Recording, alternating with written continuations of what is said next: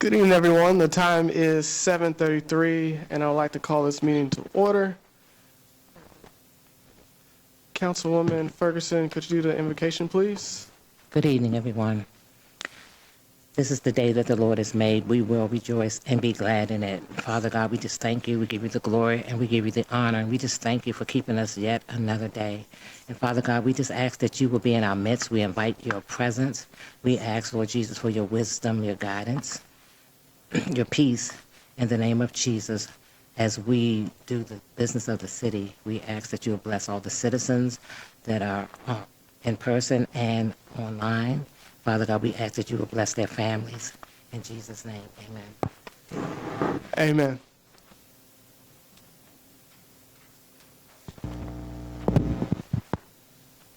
Madam Clerk, would you do the roll call, please? Sure. Councilwoman Fareed?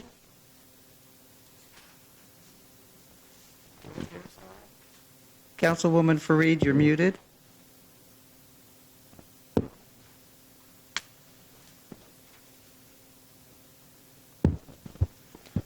Councilwoman Guillaume?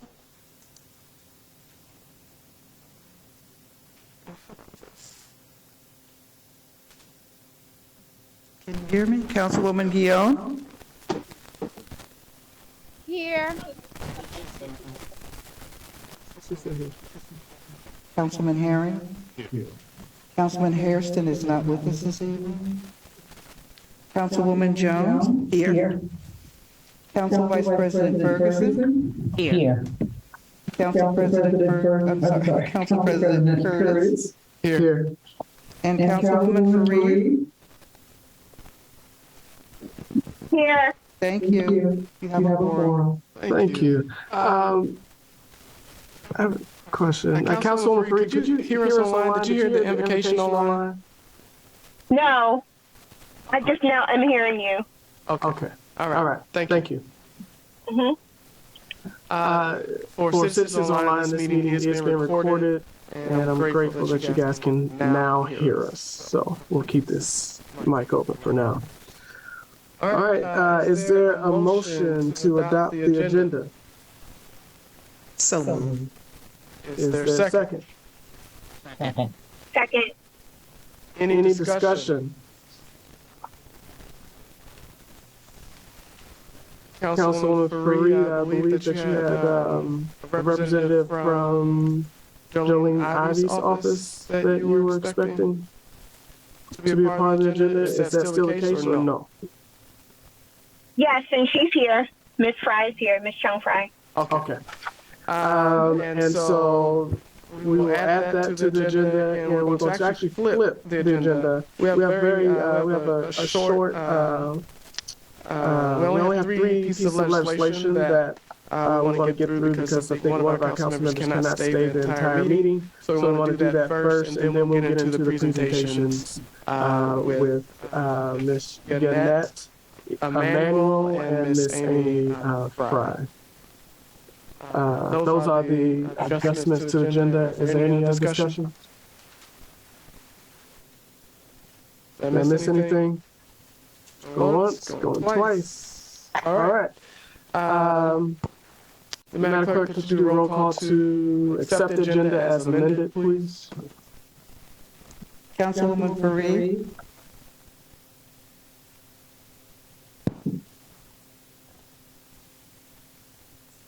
Yes.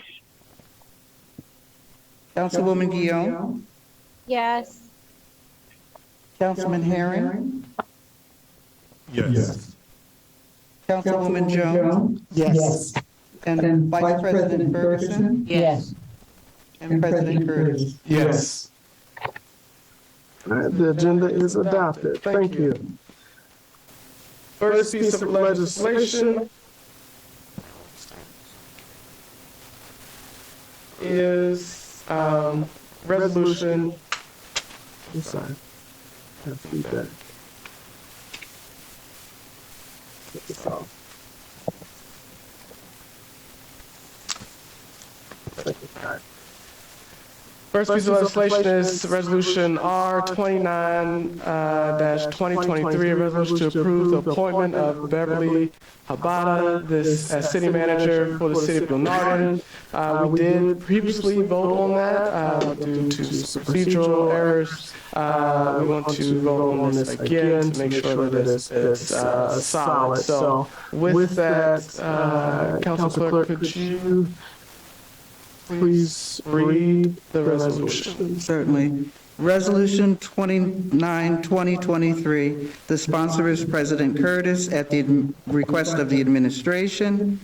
The public hearing was Tuesday, March 14th, being read in regular session today, and the date of introduction was March 6th. A resolution to approve the appointment of Beverly K. Habada as city manager. Whereas pursuant to Section 501 of the city charter, the mayor or the city council shall appoint and the council shall confirm a city manager. And whereas indicated in Section 502 authority, the city manager shall be the chief administrative officer of the city and shall be responsible for the administration of all city affairs placed in his or her charge under the city charter. And whereas the mayor and the city council interviewed candidates for this position of city manager on February 22nd, 2023, and whereas based upon the judgment, experience, and recommendations, it has been determined that Ms. Beverly K. Habada is the candidate most qualified to assume the role of city manager. And now, therefore, be it resolved by the City Council of Glenarden, County, sitting in regular session on the 20th day of March 2023 as follows. Number one, that the city manager is authorized to undertake all the powers and duties as set out in Section 503 of the city charter. Number two, the appointment of Beverly K. Habada as city manager for the city of Glenarden at the annual salary in the budget is contingent upon successful completion of a fingerprint background and drug screen test. B, and is hereby approved pursuant to the authority granted in Section 901 of the City of Glenarden's charter. And three, that this resolution shall take effect immediately upon approval by the City of Glenarden Council.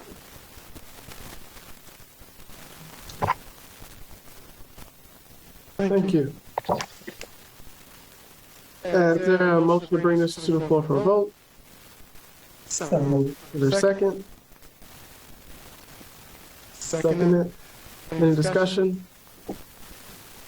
I did want to say to my colleagues that the former vote that we took earlier was due to an error. Like the council president said, it was a procedural matter.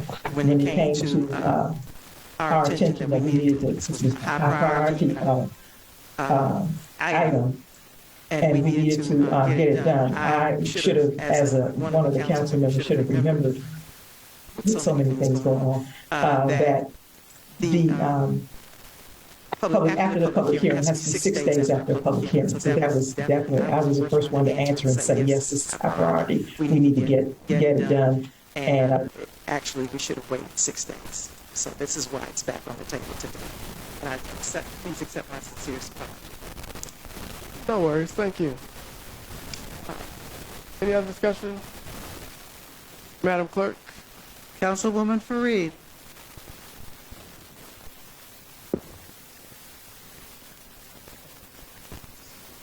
Councilwoman Fareed. Sorry, I can never hit that mute button fast enough. Yes. Councilwoman Guillaume. Councilwoman Jones, no apology necessary, and my vote is yes. You know what? I'm sorry. Councilman Herring. Councilwoman Jones. yes. Vice President Ferguson. Yes. President Curtis. Yes. Vote carries 5 yes, 1 abstention. Thank you. Next up is Resolution R30-2023, a resolution established and preserve a resolution to establish and preserve a community garden program in the city of Glenarden. Madam Clerk. Resolution 30-23. The sponsor is Councilwoman Erica Fareed. The co-sponsor is Kathleen Guillaume, Councilwoman. Public hearing was on March 14th, and the introduction was March 6th. A resolution to establish and preserve a community garden program in the city of Glenarden. Statement of purpose. The purpose of this resolution is to establish and preserve community gardens via adoption of a community gardens program for the city of Glenarden. The resolution calls on the city to identify public sites that are ideal for hosting community gardens, establish community garden guidelines, create and distribute a community garden membership application, establish a plan for delivering gardening education to the community, encourage citizens to grow their own private gardens, establish a community garden committee, and launch the first community garden site within 90 days from the adoption of this resolution. The resolution reflects the city's support for community gardens as a valuable resource to the city's commitment to collaborate with the community, neighboring cities, nonprofit organizations, and other stakeholders to encourage and preserve community gardens on public land. A resolution declaring the city garden's support for creation, protection, and long-term sustainability of community gardens. Whereas community gardens are any piece of public land where plants are grown and maintained by a group of individuals in the community.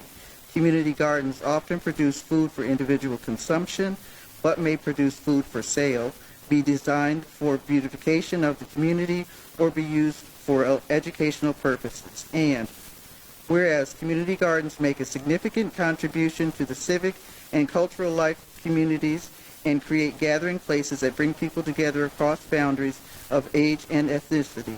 And whereas community gardens provide access to healthy, culturally specific food for people of all economic backgrounds, allowing residents to improve nutrition and lower food costs. And whereas the community gardens serve as a tool to fight obesity by positively contributing to the physical activity of participants, increasing the access of nutritional foods, and serving as an important environmental and health educational tool. And whereas the community gardeners and their children eat healthier, more nutrient-rich diets than do non-gardening families. And whereas community gardens provide attributes as urban green spaces, they beautify areas, build a sense of community among neighbors, abate community activity, and prevent trash accumulation, dumping, and littering. And whereas community gardens contribute to the preservation, access to, and use of open space, vacant lots, and public parks. And whereas community gardens empower residents to become more active in their communities, cultivating cross-cultural and intergenerational volunteers and leaders who come together to preserve open space and create gardens for the benefit of present and future generations.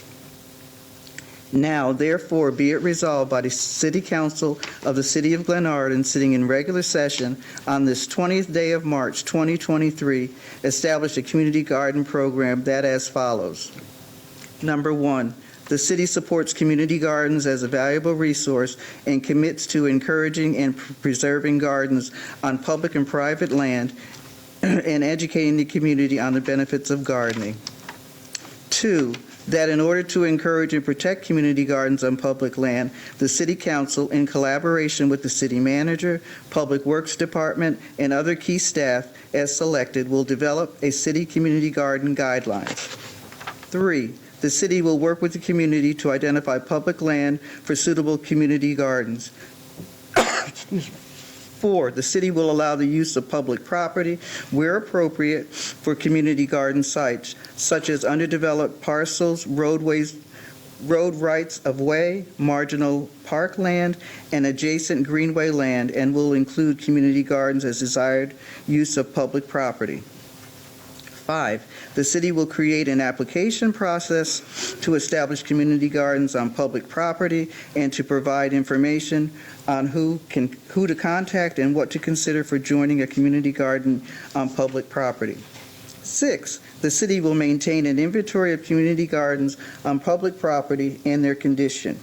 7, the city manager and public works will provide an assessment of the city's zoning and land use ordinances in order to encourage and provide ease of entry for community gardening, including and not limited to: A, the city will take appropriate measures to encourage gardens on private and public land through rezoning by identifying land not appropriate for gardens and ensuring that the community gardens are permitted uses in all appropriate areas. B, the city will update zoning codes to ensure land set aside for urban agriculture and community gardens count toward existing green space set aside and green building regulations. C, the city will ensure shared access to community resources such as water, compost, parking, electricity, and soil testing for both nutrient and contaminants for the public community gardens. D, the city will ensure shared access to soil testing for both nutrients and contaminants for private community gardens.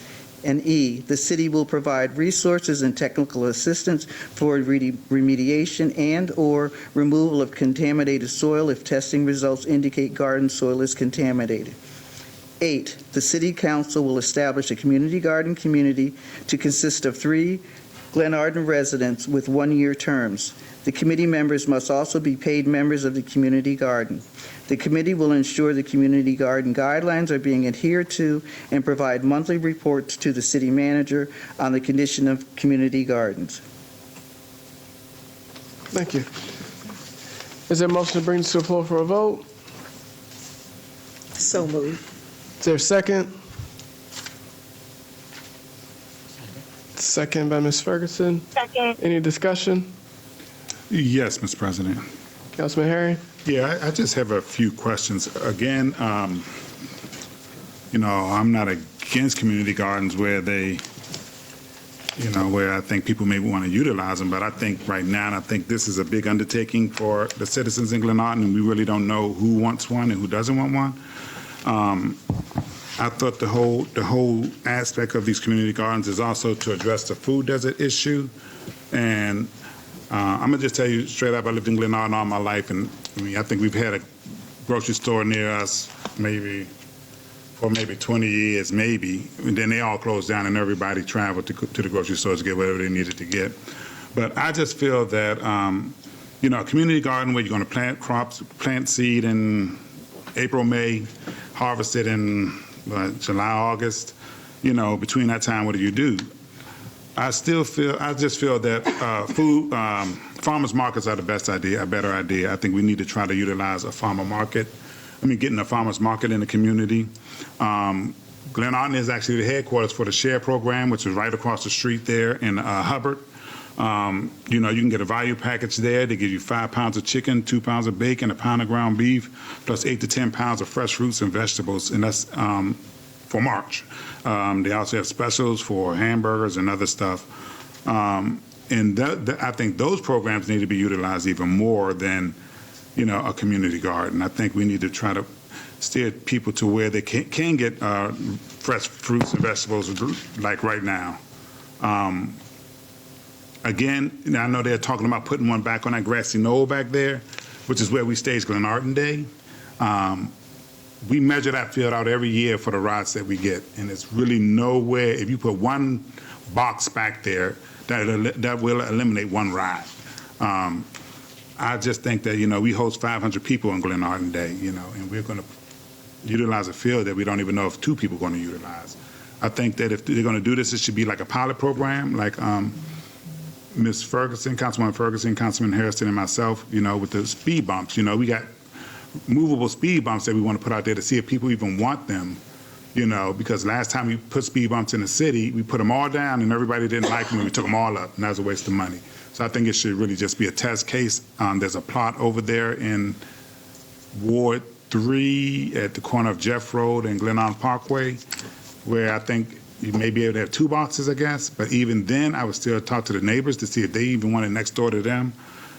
Again, I think that we need to be looking at something that's much more sustainable, such as a farmer's market that's going to bring fresh fruits and vegetables to the citizens every month or every other week or however often we get them out here, as well as utilize the share program again, which is right across the street.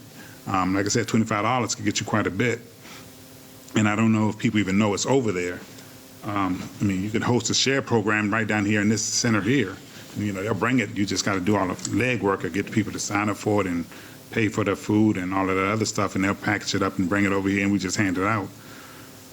So I guess again, and I do think I did see the public hearing. I know they were asked that they speak to Councilman Herring in Ward 1, and I honestly believe that as a councilman for Ward 1 that I should have been consulted as well as any councilman in any other ward. Because again, I could be talking to somebody about the property over on my side, doing something else completely different with it, maybe bringing that to the council. But if it's being going to be utilized for community garden, I think I should have been at least consulted. That's common council courtesy to at least you stepping over into another ward, that you at least reach out to the ward person over there to see if they got any other ideas for that property or if they're talking to anybody about the property. So again, like I said, a community garden, I think if people want to do it, most of the community gardens I've seen people do, they usually go to weed. People got excited about it the first few months, and by the end of the planting season, you can't find them. And then again, then I still have an issue with a porta potty in this parking lot. I just can't see putting a porta potty here on our city hall in our parking lot. So those are my concerns with this. I just think there's other avenues we can do to get people more to address a food desert, which is basically not having access to fresh fruits and vegetables by providing the fruits and vegetables on a routine basis versus making them plant them and grow them and then harvest them. So, Thank you, Councilman Harry. Any other discussion? Councilwoman Ferguson. Councilman Herring, one question. The shared program, is that something that anyone, depending on with their annual income, can be a part of? Anybody can take advantage of it, no matter what your income is. And you just go over there, you sign up, pay your $25, and they have certain days when you pick up. $25. Yeah, I think I've seen that. Yeah, so it used to be. They moved over to on Hubbard, so that's where that's where the headquarters is. So yeah, anybody can take advantage of that program, just no matter what your income sign is. up for it. Just sign up, yeah, and just tell them you want to order it. Thank you. Okay. Any other discussion? Hearing none, Madam Clerk. Councilwoman Fareed? Hold on one second. Yes.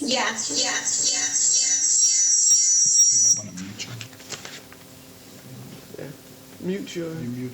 I don't think so. How do I mute? Okay. Sorry about that.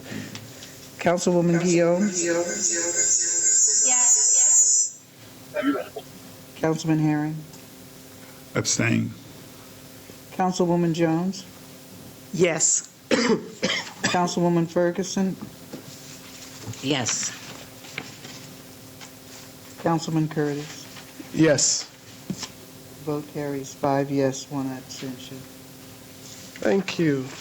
Next up is R 31-2023, a resolution to renew leasing agreement with Pitney Bowes and upgrade postage machine. Madam Clerk. R 31-23, sponsored by Council President Curtis at the request of the administration. Public hearing was March 14th. Was introduced on March 6th. A resolution to renew leasing agreement with Pitney Bowes and to upgrade a postal machine. Whereas the city's administration and its departments rely on a fully functional postage machine to conduct the business of the city, and whereas the administration is in need of an updated postage machine that can accurately find the postage to weigh ratio, receive postage rates updates from USPS, and provide a more user-friendly system that can better divide the department funds. And whereas due to the upcoming expiration of the current Pitney Bowes leasing agreement attached hereto as Exhibit A.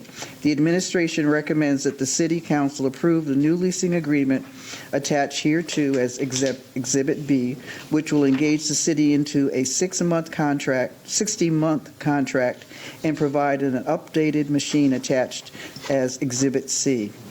Whereas the city administration has found the total cost of the new leasing agreement, $11,265, falls under the current U.S. inflation rates in comparison with leasing agreements engaged in 2018. According to the U.S. Bureau of Labor Statistics CPI inflation calculator, and whereas Pitney Bowes has been a provider of equipment, tech support, and ink for the city of Glenarden and has been contracted since 2018, therefore meets the requirements established in Charter Section 818C. And now, therefore, be it resolved by the City Council of Glenarden, sitting in regular session on this 20th day of March 2023, as follows. 1. The mayor is authorized to sign a contract with Pitney Bowes for the equipment listed in Exhibit B and C in a total amount of $11,265 over a 60-month period. 2. Payment for the leasing agreement shall be made from the line item 8691.10.75.10 under general operations in the fiscal budget. 3. Leasing agreement will take effect upon completion of the current leasing agreement. And 4. This resolution will take effect immediately upon passage. Okay, thank you. Is there a motion to bring this resolution to the floor for a vote? So moved. Is there a second? I'll second it. Any discussion? Yes, Mr. President. Councilman Herring. So, so the one we have now is expiring? They're saying the one up there that we have now is, the lease is expiring, so we're getting it replaced with a new one? City manager. It's 5 years old. The lease is up, and we need a more updated one. So part of the lease is the updated machine. So the last one we have was in 2018, and the new one has more function and can do more work, and updated with the time. Okay, so the process is faster than the Yes. last one? Okay. All right, okay. All right. Any other discussion? Okay. Is your volume on? Yes. It was off. She's muted. I'm muted. No, it's for your computer. Turn your volume down on the computer. Mute your computer. I don't know how to do that. Okay. Okay. All right. Let's try it this time. Madam Clerk. All right. Councilwoman Fareed. Here, how about this? I was just going to do it this way. Because I don't know what that noise is. All right, go ahead. Councilwoman Fareed. Yes. Councilwoman Guillaume. Yes. Councilman Herring. Abstain. Councilwoman Jones. Yes. Council Vice President Ferguson. Yes. Council President Curtis. Yes. Vote carries 5 yes, 1 abstention. Okay. So we're moving on to presentations by. Council President, the minutes. We'll do that after the presentations. Yeah. I think we'll be fine if I turn on the TV for our audience here. As long as we're not talking, I don't think you'll do feedback. But Councilwoman Fareed, if you have feedback, just let me know, and I'll try to work things on my end. So with that, I will turn this next section over to Councilwoman Fareed to introduce our presenters. So we have Ms. Yannette Emanuel from the American Civil Liberties Union of Maryland here to speak with us about a couple of bills that are in the Maryland General Assembly. HB 1071, which is criminal law and procedure, cannabis, fines for smoking in public, stops and searches, as well as Senate Bill 51, criminal procedure, reasonable suspicion and probable cause, cannabis. If you aren't aware, in our last election, the voters voted to legalize marijuana. And as a result, there are a number of things that need to be done to make sure that the legalization is implemented correctly. And one of those areas has to do with what we call odor searches. And Ms. Yannette Emanuel is here to speak to us about the implications of odor searches and what they mean to our community. So with that, we'll have you. Thank you. Thank you so much. Good evening, everyone, and thank you so much for having me here this evening. Again, my name is Yannette Emanuel, and I'm the Public Policy Director with the ACLU of Maryland, and also a Prince George's County resident.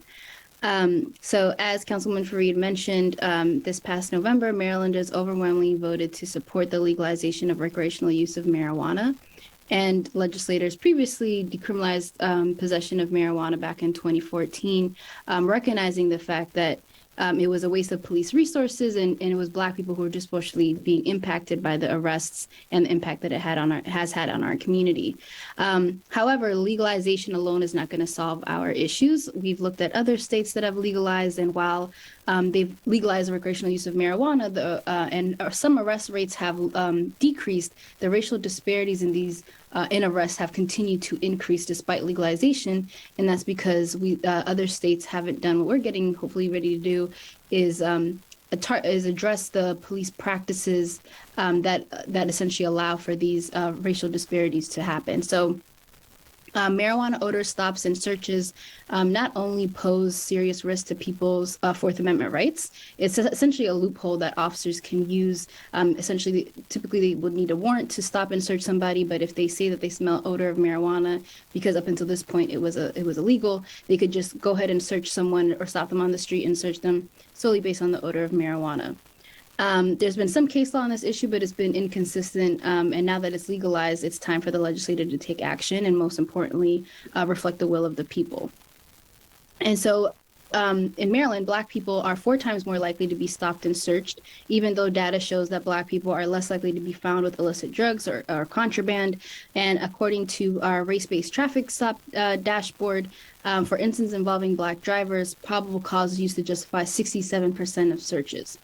And so what opponents to this bill will say is that they need to conduct odor stops and searches in their efforts to address drunk driving while impaired, which is simply not true. Just like in the alcohol context, if officers observe reckless driving, whether somebody's swerving, they'll still be able to investigate under this bill. We're just saying that the odor of a now legal substance should not be a reason or a tool that police can use to just search people without a warrant.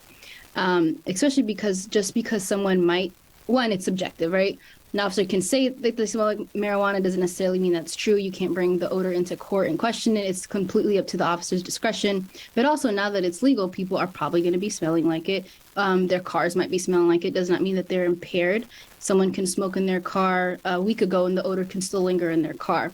And for people who live in multi-generational homes, they don't have the luxury of just smoking inside of their house or even outside, so they go into their cars. And so that does not mean that they should be, subject to these warrantless stops and searches. And for some of our people, these unnecessary police interactions can be deadly, like in the case of DeMonte Ward Blake, which some of you might be familiar with.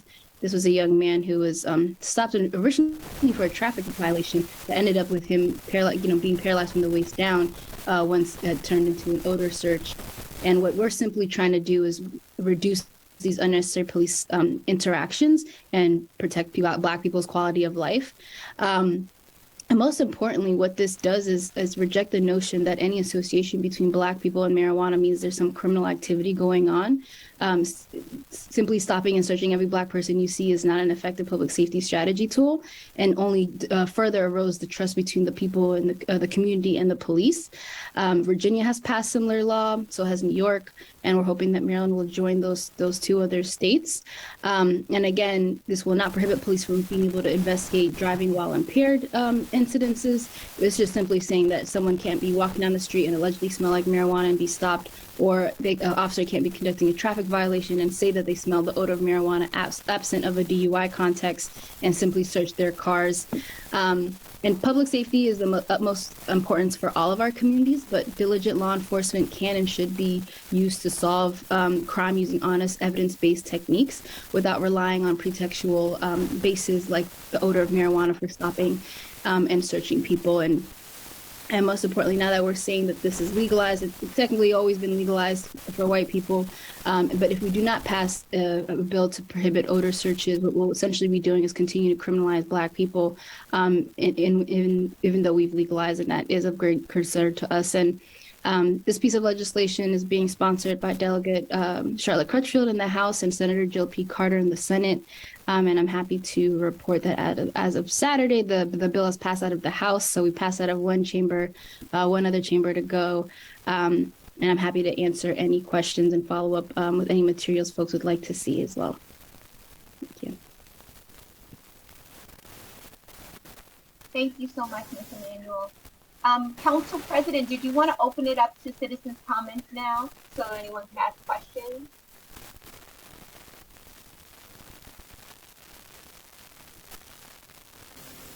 No. Okay, when did you want to allow citizens to ask questions on this topic? So, Councilman Fareed, while we're doing these presentations online, could you just please lead that area so we won't get the feedback? I think the presentation went well with no feedback, but when I jump in, there's going to be feedback. So what we can do is we can ask for questions for Ms. Emanuel, I'm sorry if I got that wrong.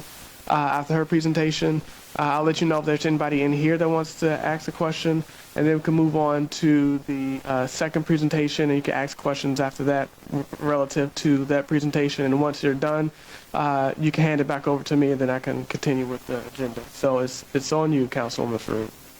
Okay, Ms. Emanuel is done, and so we're now looking to take citizen comments from in the room.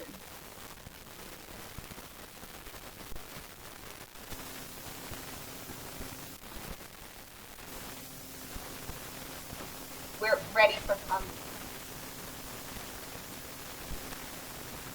Are there any questions?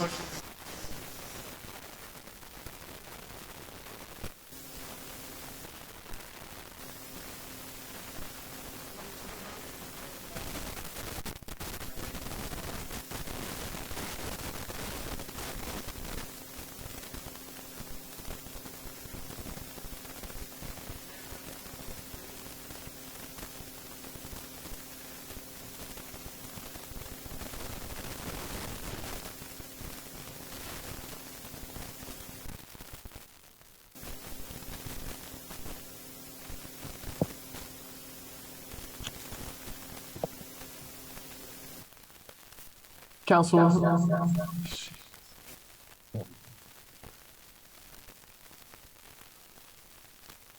Yes, Council President, we can't hear the question in the room. I was asking the council clerk if she could please type the question into the chat.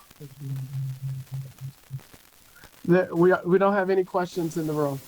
Okay, great. Thank you. Are there any questions from citizens on the line? Well, thank you so much, Ms. Emanuel, for this update. And if you would please send over any documentation you have around this issue so that people can familiarize themselves with it, that would be great. Thank you so much. We appreciate your time. Thank you again for having me, and I will follow up with those materials. Good night, everyone. Okay, great. Thank you. Okay, and we have our next speaker from Councilwoman Jolene Ivy's office, her Chief of Staff, Ms. Amy Chung Fry, who is here to give us an update on a recent legislation. Let me get the exact number right. Something that is of great importance to our community and things that we have been talking about, and something has finally been done about it.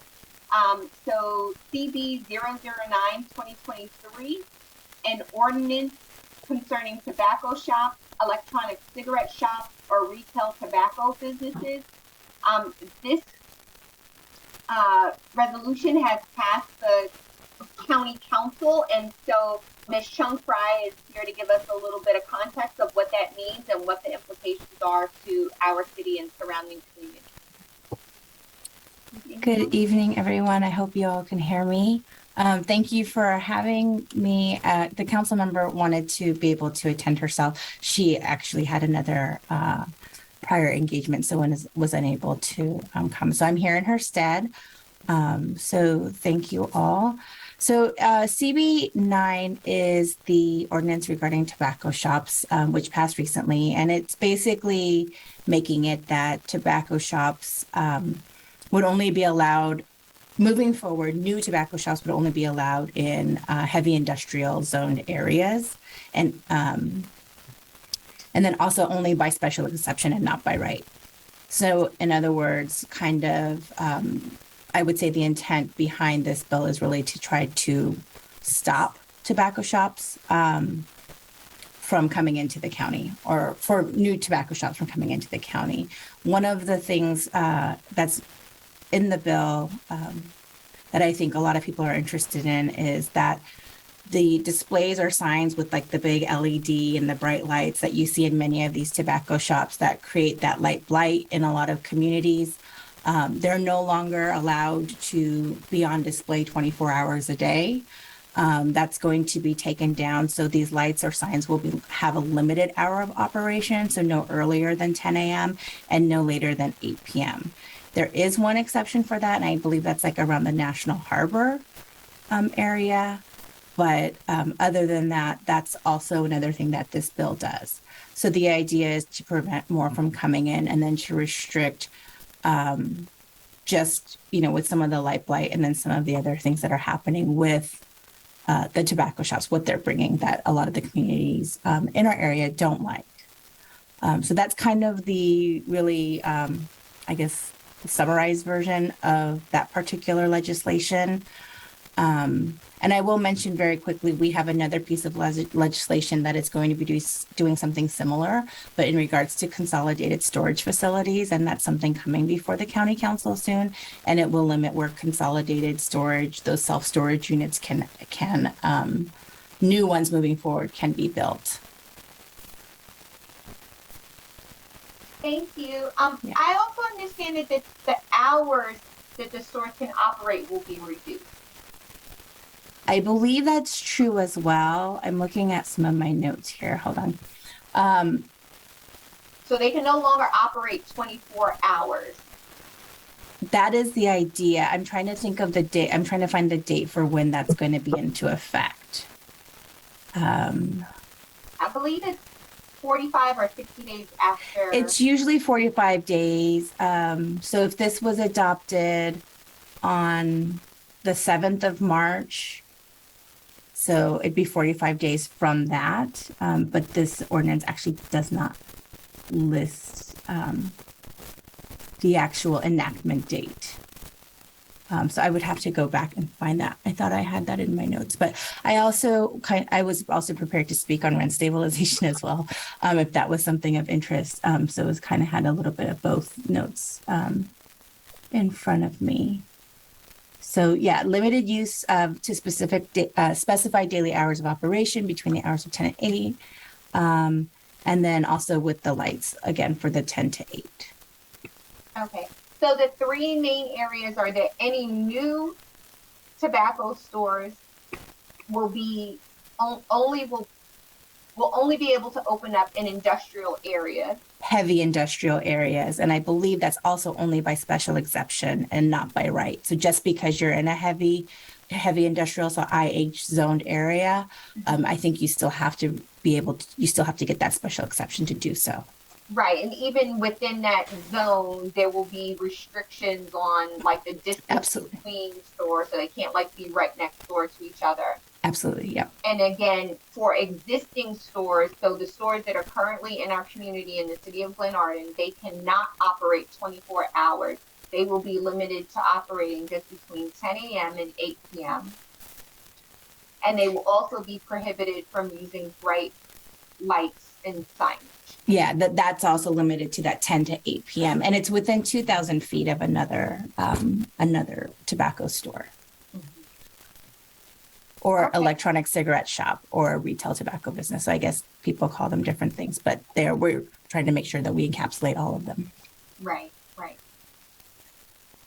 Well, thank you so much for this. I think this is a great relief for us, and I know that there's other legislation that is coming down the pike that the county is working on to give our communities further relief from the infiltration of these tobacco stores or whatever names they give themselves.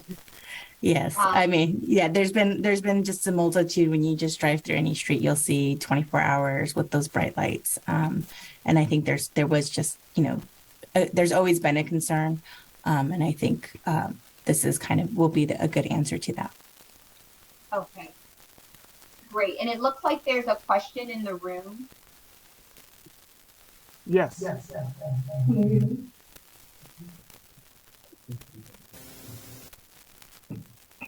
Can you hear me? Yeah, I can I have a question for you. Who votes for those stores to be in the community? I'm sorry? Who votes for the stores to who are you're asking who would approve the stores once they apply for a license? Can you repeat that for us?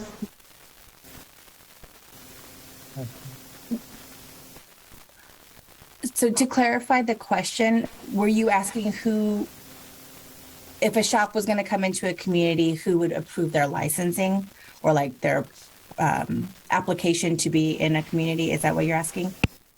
Yes, ma'am. Okay. I believe that'd be in a planning board. Sorry, there's an echo. I believe that all comes before the planning board.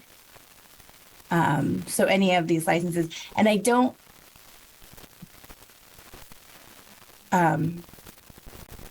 yeah, sorry, I was trying to make sure that any of the legislation didn't say anything else about that. I believe it comes before the planning board, and since it's before the IH zone, any kind of special exceptions, they would probably have to get approval from the county council on those exceptions after it first goes to the planning board. And that is correct. So the stores that are currently in all of these neighborhoods, they go before the planning board when they apply for their license. The planning board will only, I don't know if opine is the right word, but they will only deny someone, I believe that's the better term, if what they're applying to do is a restricted use in that particular zone.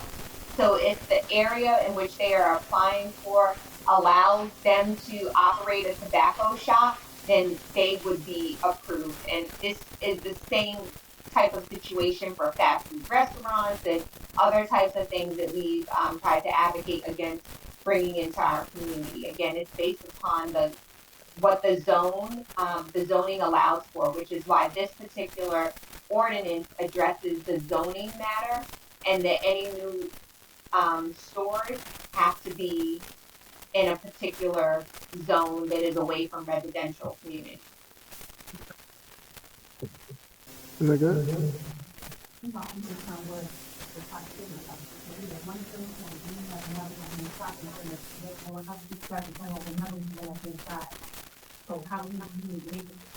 No.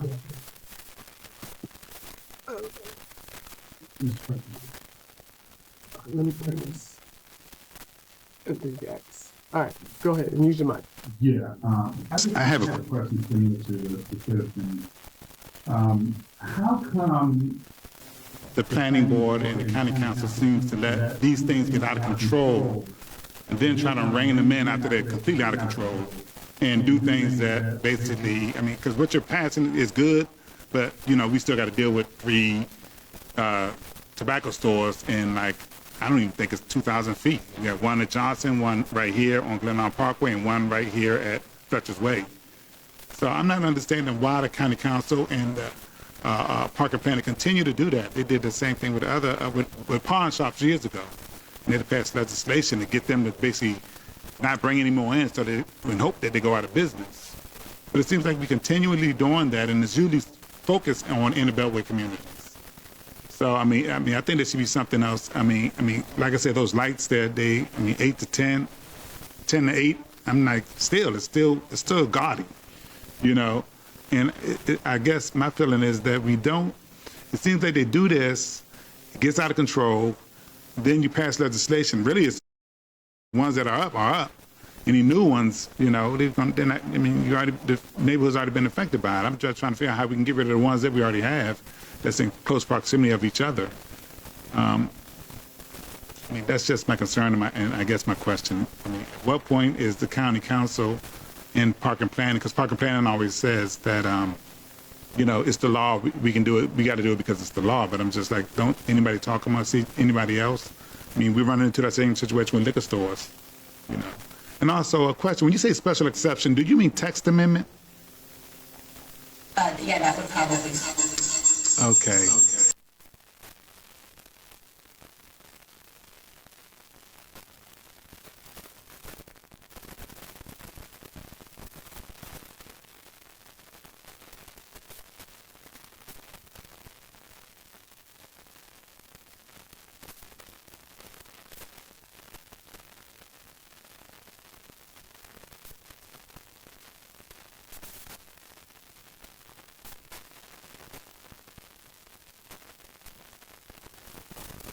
Liquor store in every other corner, there really is no benefit for that. So I think that the current council is trying to create and pass legislation to address the issues of prior zoning that allowed for this to happen. My concern is, why don't they just ban them altogether versus giving special exceptions? Because I've seen some, and like I said, this council may not do it, but you may have another council come on, and I've seen them push text amendment after text amendment after text amendment, and if one council member supports it, brings a text amendment, usually all other council members fall in line and support it. So I've seen that happen on, just with the development we did here at Woodmore, on a number of things that we really didn't want, but they were able to go get a text amendment to get what they wanted. So I'm not understanding why they just don't ban them altogether versus giving special exceptions to them at all.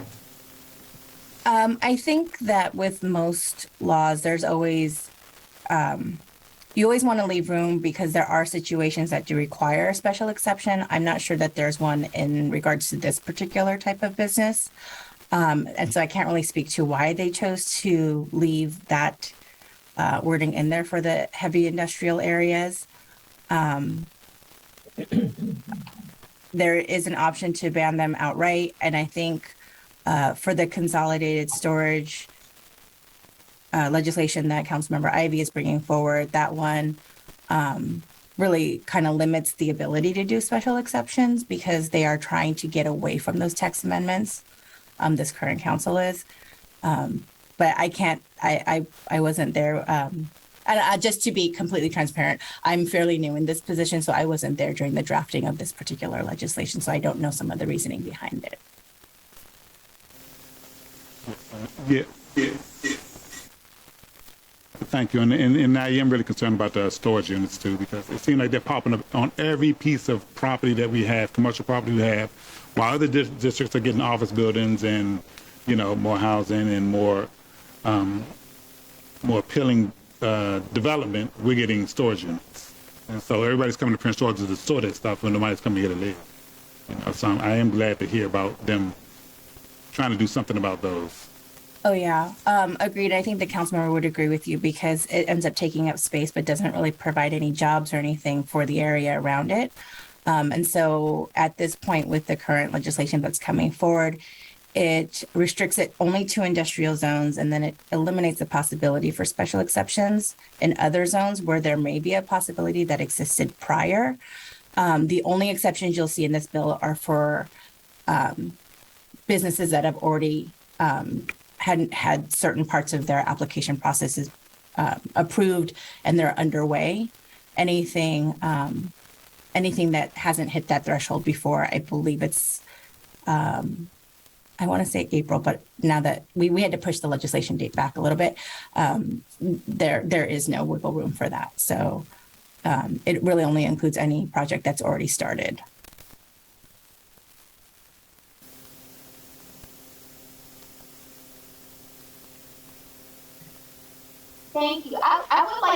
recommend the new county council having attended the meeting and hearing all that they have planned. I think this new county council is really taking steps to address the proliferation of so many types of businesses that are not desired in our community, whether it be, the fact that there are gas stations right across the street from each other, these numerous tobacco stores, liquor stores, storage units. So it sounds like there's a plan or strategy that this current county council has in place to address these issues and tackle them one by one in a legal way. I think it would be great if we could have the council member come back and maybe give us a preview on some of those items and how they all come together to really address this issue in our communities that, as Councilman Herring said, it seems to be concentrated in certain neighborhoods, Glenarden being one of them, and that's not something that we want for ourselves. It's not something that we want for our children. So maybe you can come back. Yeah, absolutely. I would love to. And if there are any questions in between that time, I'll drop my email in the chat. So please feel free to reach out to me, any of the council members, mayor, council clerk, or anybody in the audience as well. Our office is here to hear those concerns and make sure that we bring them forward. Great, thank you. I didn't see any hands, but are there any questions from those on the line? Okay, it seems like there's one more question in the room.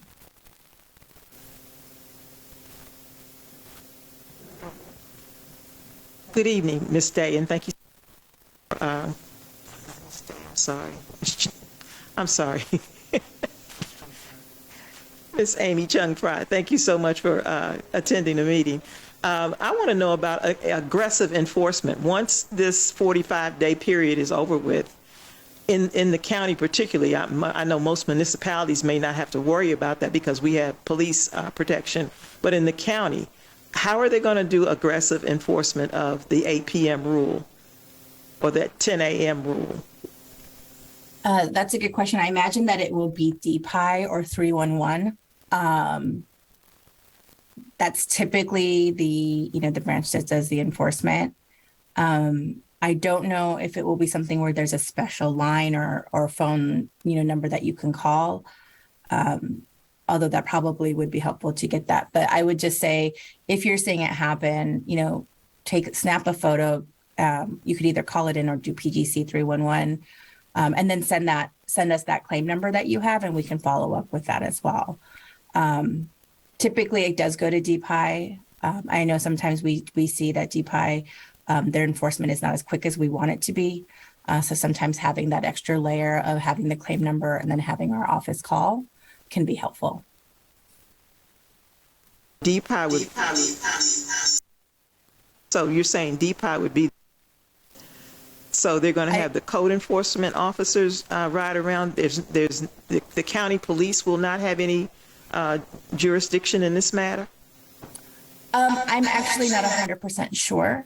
The police may also have jurisdiction. I'm just, my thing was more, if you're seeing it and you want to report it, I think it would be something that goes to a 311 versus a 911. But that's also, there may be more clarification with it once the other agencies get to the point where they have to decide how they're going to be enforcing it. So yeah, I don't see anything in the legislation like that specifically states who's handling it, but typically, typically it ends up being in the hands of DPI. So is there some way we can ask the councilwoman about enforcement and get back with us? Absolutely. I can double check on that for you. And I have one follow-up on that one. So can these establishments lose their license if they found to be not abiding by the new law?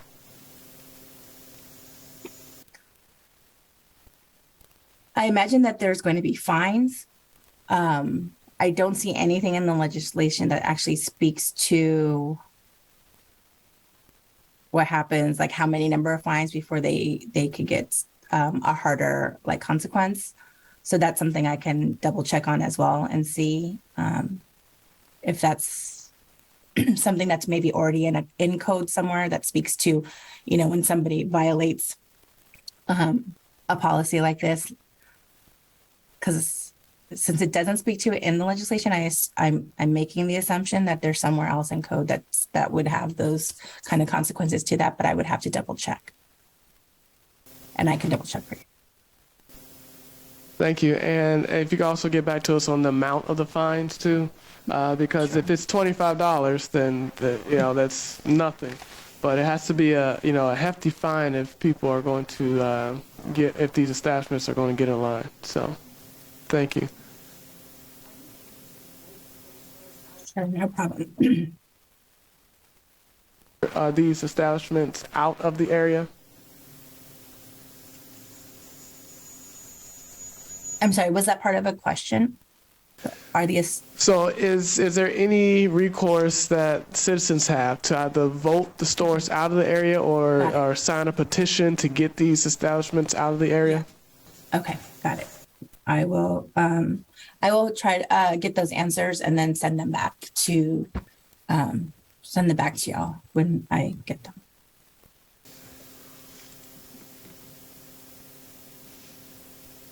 Okay, thank you. Did you hear the last question? Yeah, so it's could they be removed from a community if there's, if they're found in violation, or removed by petition, I think is what you were saying.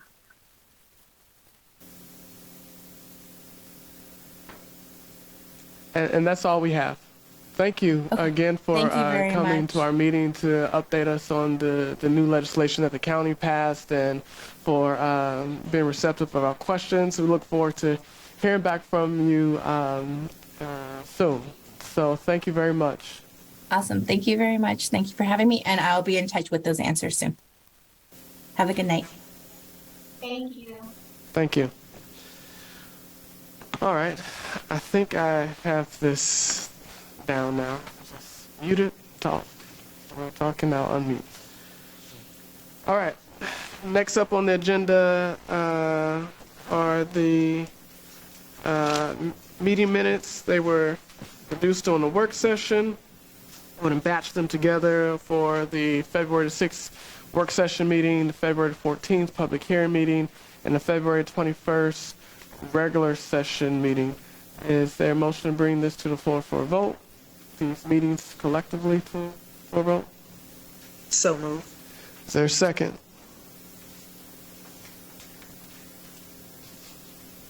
I'll second it. Any discussion? And since we have one councilman on the line, we can't really do consensus tonight, so we'll just do the roll call. Madam Clerk? Councilwoman Fareed? Yes. And Councilwoman Fareed, if you could type your answer, I think that might be helpful. She said yes. Councilwoman Fareed was yes. Councilwoman Guillon, I believe, has dropped off. Councilman Herring? Abstain. Councilwoman Jones? Yes. Council Vice President Ferguson?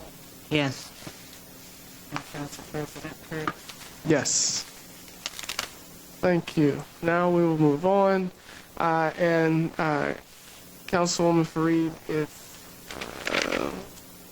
you have a comment, just say so in the chat, and then I will maneuver to get you the opportunity to speak. The second to last item on the agenda are the reports.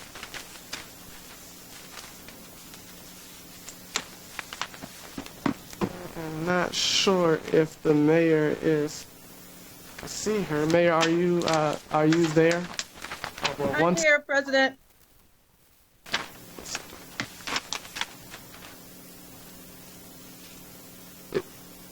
Mayor, are you there? You can type yes if you are, and then I'll turn it over to you. If not, then we'll move on. Okay. First up is the mayor's report. Mayor Cross, you have 5 minutes for your report. Okay, very well. Thank you so much, Council President. And hello, everyone. This is the mayoral report for February 2023. For the mayoral report, we did have a resolution and council actions, one being for the Woodmore Town Center at Glenarden and the conveyance of the streets. I was able to reach out to Inspector Jones of DPI, who also advised that there had been violations that had been leveraged on DR Horton, which are still in the process of being rectified. We will be issued a backup report from Inspector Jones following my inquiry on February the 22nd. We will have an under drain installation process, which DR Horton will have to undertake. The curbs and the gutters we're also referring to as concrete runs along the asphalt roadway will need to be assessed. I am happy to report that they did take care of many of the sidewalk issues that were starting to falter following the movement of the roads into many of the driveways. So good luck. Well, that was good on DPI, and we were lucky to have Inspector Jones actively taking part to help us with that, particularly with the groundwater that we know consistently causes erosion. We did sponsor, asking for a sponsorship, if you will, of a Black folks plan in the city of Glenarden. One of the key pieces of this, as we looked at this past gubernatorial election, it was a concern relative to whether or not we would have enough foundational monies to support the fragile disparities that are seemingly increasing across our county. With the amount of development and work wages, we need to address that across the county. Not only the financial aid and the support for our criminal systems to boost those fundings in areas where we see an uptick in crime. Prince George's Hope and Action Task Force has taken a great effort to advise the county executive on some short wins that can help us get out front, particularly of the disenfranchisement that has caused an increase in crime. We still have an opportunity, if you will, to support our community and bring forth good quality, affordable housing. And not only that, but to address the disparity in the amount of demographic changes that are happening so fast in our county, to make sure that every resident in our population does have the adequate support. For the audit trail, we do have the City of Glenarden treasurer filing and reporting. We also have police stops and code violations and filings and reportings. Citizens, you are able to make a request on any of these with the Maryland Public Information Act request. I do want to acknowledge the FY24 budget relative to the submissions to the treasurer have been turned in. We will be happy to go over those in the coming month. So please watch your calendars. We'll be able to set those meetings and start discussing the FY24 budget. Crown Castle and Ward 1 and Ward 2 reps and I had a meeting, and we talked about the 5G expansion in Wards 1 and Ward 2. There are currently 12 locations proposed within the city limits of Glenarden that will expand those drop zones and to more readily available coverage, if you will, for cellular towers on the Comcast. One of the key questions that was asked was relative to the drop zones that were identified and their specific location. We had 11 office meetings over the course of February. The United Nations Global Drug-Free World Conference, I was able to be invited and spoke to the nations relative to the increasing disturbing numbers of our youth that have been taken too soon, particularly in this county from fentanyl. I will say that the United Nations, Turkey actually did host this meeting, which was enormously grateful for them to do that, considering they had just incurred a seismic earthquake themselves, but they found that that was worth their time because youth and adolescent citizens in our communities are our greatest resource. I was able to attend Maryland Mayors Association, as well as communicated earlier, provide information to the Prince George's County Board of Directors as we looked at primary and secondary education breakfast and lunch programs, and was able to actually speak to Annapolis on the floor for the Maryland Meals Achievement in Classroom Breakfast Program. We still note that many of our children are getting to school late, at which case they're missing breakfast. This extends the breakfast and also makes lunches and breakfasts free for all children. The next step is to ensure that they are healthy breakfasts and lunches, and we will have a county that is truly progressive. The Glenarden Housing Authority discussions and plans, new HUD Regional Director and I will have a meeting and assessing the Glenarden Housing Authority commissioners as well as their abilities relative to the GHA. GHA is evolving and does have a grant, a proposed grant, which will allow them the opportunity to expand some of the more dilapidated units, which is a good news story, and we're excited that the new director is on board and ready to work. We did coordinate warehousing for receiving of Lysol cleaning supplies for Judge Sylvania Woods. 30,000 Lysol wipes was supplied in a truckload containing 40 pallets of wipes. Grateful to Shabbat Ministry and the First Baptist Church of Glenarden for their support. The late bill testimony sessions of February the 19th was able to provide an introduction to many of those county bills. I am honored that we did have an opportunity to speak on many of those, many of which was tied, of course, to the liquor store issue. But not only that, but education. And as we start to look for our next CEO of schools. And bullying is a big one because with the amount of our children who are finding themselves in a selection process of their own race and sex, it is important that we do extend that right to them to have that freedom of choice. There's a Rosa Parks project that I've been attending, and we are looking at bringing home the mother of the civil rights movement's home.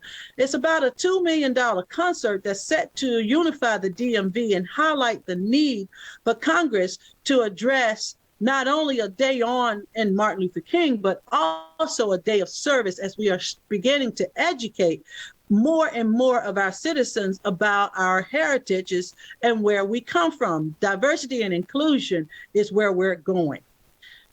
For the ringing of the bell of peace and love, I am honored to say that I'm number 454 in the world who have rang this bell. This bell is part of the Federation of the World of Peace and Love. It is a bell that is planned and led by leaders of nations to receive this honor. It was such a great honor, and also we'll be having it again on the 28th of March. And I was honored to be asked to co-sponsor cooperate with the sponsors to bring the Federation of World Peace and Love bell back to Washington, D.C., and we will be able to honor 15 new ringers of the bell. Prince George's Hope in Action Task Force is moving right along. I just wanted to make sure that we acknowledge that if there are any reports that any citizen has or recommendations on how we can get out front of the gun violence and the crime that's happened, I think we are getting out front of it with a lot of the challenges, proposals, but we do always welcome feedback. If I look at the various proclamations that we sent, we had a total of 42 for the February the 4th Glenarden Creative Arts Youth Summit and Conference. We had 295 young future entrepreneurs and entertainers, industry professionals making their appearance, a total of 400 in all with parents and other guests. We are grateful for the amount of folks that came out to support that. The National Chamber of Commerce, the President of the United States, have signed a memorandum of agreement with the African nations, yes, in entertainment and fashion. So it is time that we educate not only our communities about the importance of their talents and gifts, but to also prepare ourselves for what will be the next economical benefit for our children. I am thankful for the opportunity to address the council. The African Nations Africa Diaspora will be not only encouraging a heightened awareness, if you will, for the maximum potential of greater independencies and production of the African diaspora. I do want to acknowledge that we will start to look at that concern, particularly with the Black Folks Plan that was very heavily communicated during the gubernatorial races and how we can support the governor in his efforts. I am grateful again to have this opportunity to speak, and I yield the floor.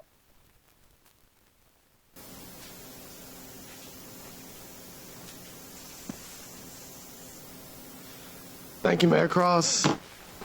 Are there any questions from the council before we move on? Council member. Yes, Mr. President. Thank you, Harry. Yes, Mayor. I'm here. I hear you talking about your youth summit and everyone who attended, but I'm getting questions from my citizens on why they weren't invited and why they weren't notified about it. I mean, it seems like it's on Facebook and everything, but no one knew about it. I mean, it seems like these events that you're having you're having all these events, but it's not getting out to the citizens in the community in Glenarden. They don't know what's going on. How are you reaching out to these citizens? Because again, I mean, if you have 400 people and a majority of them outside the community, what good is it doing our community? Well, I want to say the majority were outside the community. Actually, we did have a great number from Glenarden. One of the issues is we used to be able to do the flyers with our public works, and that was stopped a while back by the council. That was really the most important way that we got the news out. However, in today's way of doing business, we are putting it on the website, and we're also putting it in all of the mayoral notifications. We used to do the quarterly postcard, which would give you kind of a heads up as well. We also are putting it in the newsletters. So we are putting it out in ways that are coming to the community.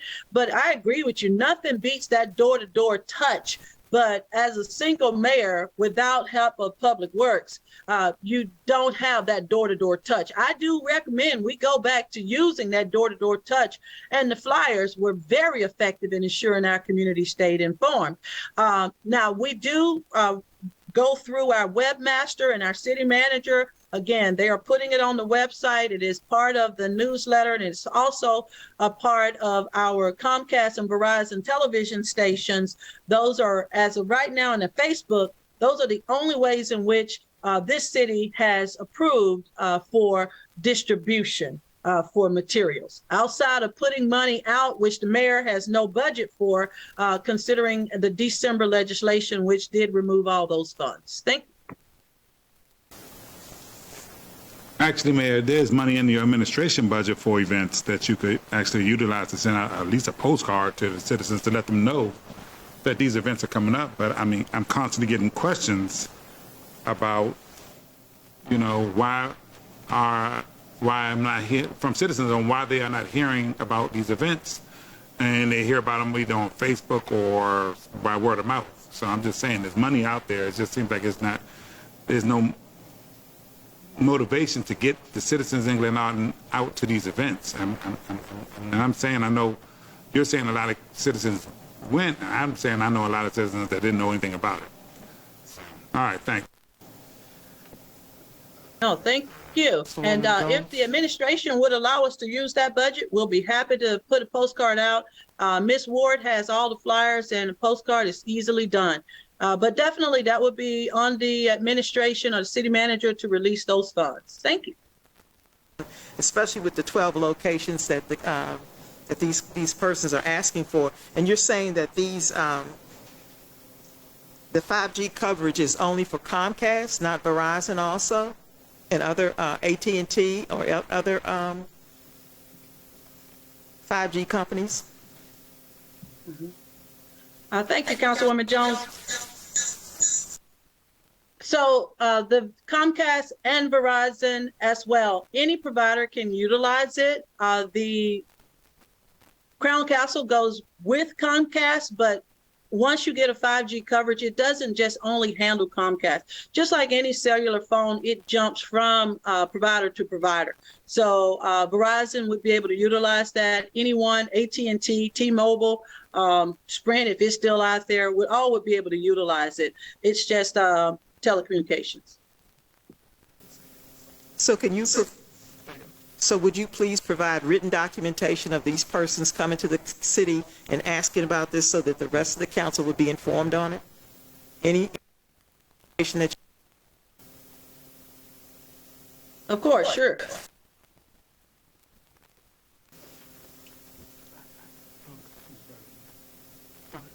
Yeah, and just for clarification, yeah, because it was in Ward 1 and Ward 2 specifically, that's where they're going. The mayor met with me and Councilman Harrison, and I did ask the mayor for that documentation, which I have yet to get, because I definitely think that we need to see the map and see how it's all being focused in just these 2 wards.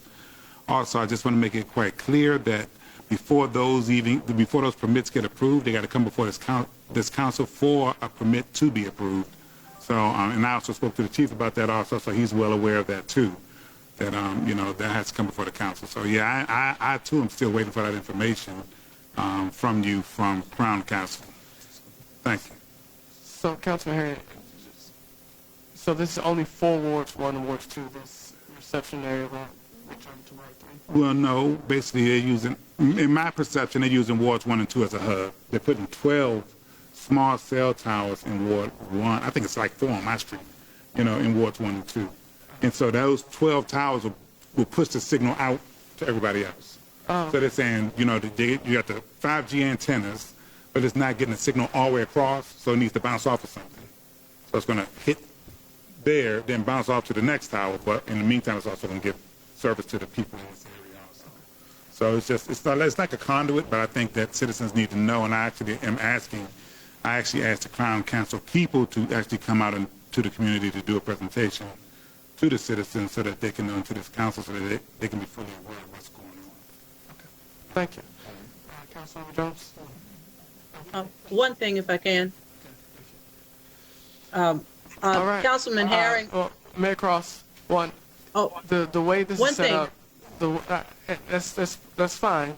The way this is set up, we can't hear you in here. So if you want to speak, just raise your hand, then I'll know that you want to speak, because what I have to do is I have to mute the TV so nobody can hear you here in person, so that we can talk, so there's no feedback. And then when we're finished talking, I have to unmute it so that so we can hear you on the TV. So it looks like you have something to say, so I'll give you the last word before we move on to the next report. All right, super. Thank you so much. So Councilman Herring, looks like Ann Brooks sent that feedback out on Crown Castle, as well as the PDF on the presentation that she provided on March the 16th at 3:29 p.m. I do not see your AOL account. That may be why you haven't seen it, but it is at your City of Glenarden, as well as Councilman Harrison. I will re-forward that email sent March 16th. Thank you. And can you forward it to the entire council, please? Thank you. All right. City Manager, Acting City Manager Bryant, your report. Good evening, everyone. In reference to the city manager's report, we're moving forward with the 2 contractors we have. We have the opera contractor, a board, and a grants writer for the city. The treasurer and I have met with those individuals, and we're putting plans in place. And then we'll be moving forward to the city council for their approval and for their partnership on the opera grants that's already been approved. So we're working on that now as far as getting a list together and the direct contact for each one of the grants that we do have approved. Some of the new grants that we'll be covering under ARPA, I got with Councilmember Herring about the elevator. That's one I'm personally working on. We're working with some other things, but that's one of the highlights. Also getting computers and for the vehicles and for the police vehicles and for the officers upgraded. Some other things that the treasurer probably talk about later that we're trying to do through the ARPA contract and through the grants writer. We're pretty happy about this at this particular time, and we're moving forward. Some other things we're looking at and working with is the 7th Street Park. We met with those individuals, the Director of Public Works and myself.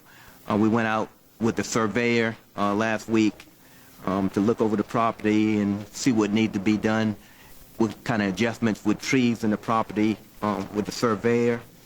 So we're moving forward with that. Also, the financial literacy program sponsored by Councilwoman Fareed. I think she has something coming up soon with that. So we've been following up with the financial literacy program for our citizens and the young citizens in the city of Glenarden. So therefore, we have moving forward for the city manager's report in reference to the police department. We're still trying to enforce, as you know, across the county and across the country. Thefts has picked up all the way around, so we're trying to put some measures in place in reference to that as far as thefts and putting more information out about scams and so forth. I also posted something again in the newsletter that's coming out in reference to scams and thefts that you'll see on the site. One of the things I'm also focusing on, especially since the change of the weather, within the last 30 days, we've been enforcing more traffic enforcement in the area, particularly on Glenarden Parkway, especially during the evening time. And we're looking at doing radar enforcement. What we discovered during these traffic stops is that we find a lot of illegal tags, dead tags, weapons and vehicles, and all the type of stuff. So we're not targeting individuals like the meeting they had earlier, talking about legislation, especially with cannabis and stops and stuff. We're not targeting individuals. I support that that bill very much, but we still have to enforce the law and make sure that we're doing what's just and fair to the city and the citizens of Glenarden. That's all I have on those two reports. Reference to Public Works. In reference to the 7th Street Park, we've been working with the company Glenarden to make sure we get this overlay and these calming devices for Glenarden Parkway. We've been working on that, getting quotes and so forth. So we're working with them. Also, they've been working pruning the crepe myrtles. I think they've completed that process right now, and they're also doing some other things in reference to some electrical panels on MLK and over by the marquee in reference to the electrical boxes over there that we've been talking about for quite a while. So we're moving forward in all areas. And, thank our citizens, and that's all I have. Thank you. Thank you, Chief Bryant. Councilwoman Fareed. I had a question for the mayor. I didn't quite get clarification on why Ward 3 was not included in the broadband conversation. My question is in the chat.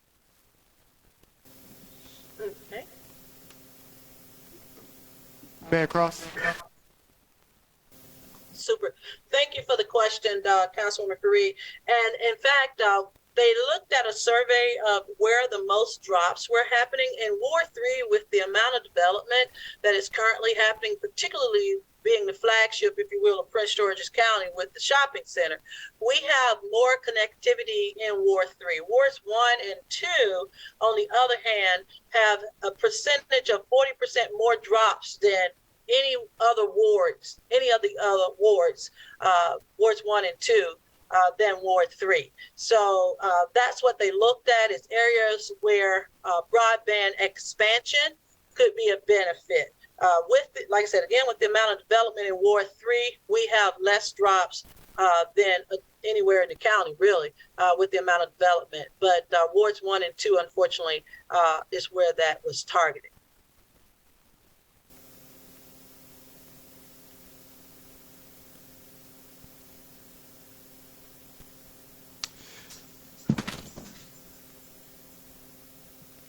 Thank you. The comment was the area in Ward 3 outside of Wilmore Town Center is troubling.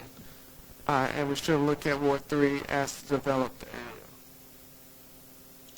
All right. Are there any other questions for the city manager? Yes, Mr. President. Councilman Harry?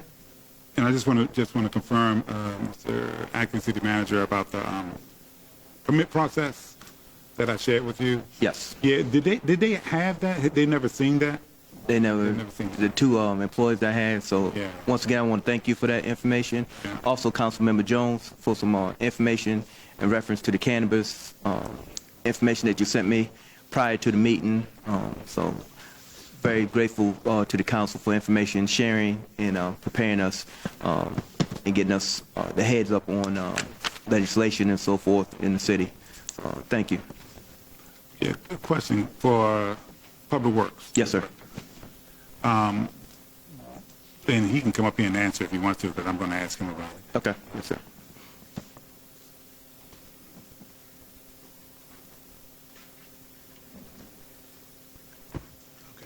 Good evening. How you doing? Okay, I just want to know exactly what's going on. I mean, they were doing great in Ward 1 with picking up trash. I don't know where we are or what's happening in this last week or so, but like Thursday, Friday, there's trash out, and I rode around, there's trash outside. I was home all week. Didn't say anything about it. Friday came, I said, okay, maybe they're going to get it on Friday, 12 o'clock noon. I said, okay, I'll wait till, later. After 3, trash, same stuff is still there. I'm just trying to figure out what's going on, because you were doing fine before. Now all of a sudden this last week, there's like trash all over the place that's not been picked up. And I'm just trying to figure out what's what. Yes, sir. I'll make sure we'll get that addressed. We were short-staffed last week. Field supervisor was out, as well as one of the other Tech 3s, and I actually was off on Friday. But I'll definitely look into that as well, so I'll show that address. All right. Again, I do like the job y'all did doing the crepe myrtles on Delwood. So Yes, sir. That was a nice cut. So appreciate it. Thank you. So I'm not as mean as people think. Thank you, Councilman. Appreciate it. All right, thank you. So no other questions, Council?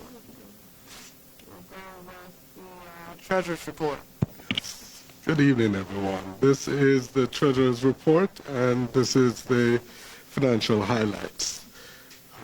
For January 31st, 2023, revenue was $6,368,670.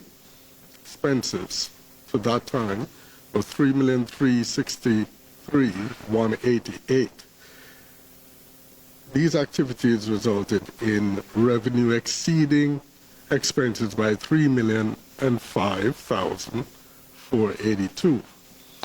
But please remember, in this amount, we have the American Rescue Plan funds, which is $2,161,683.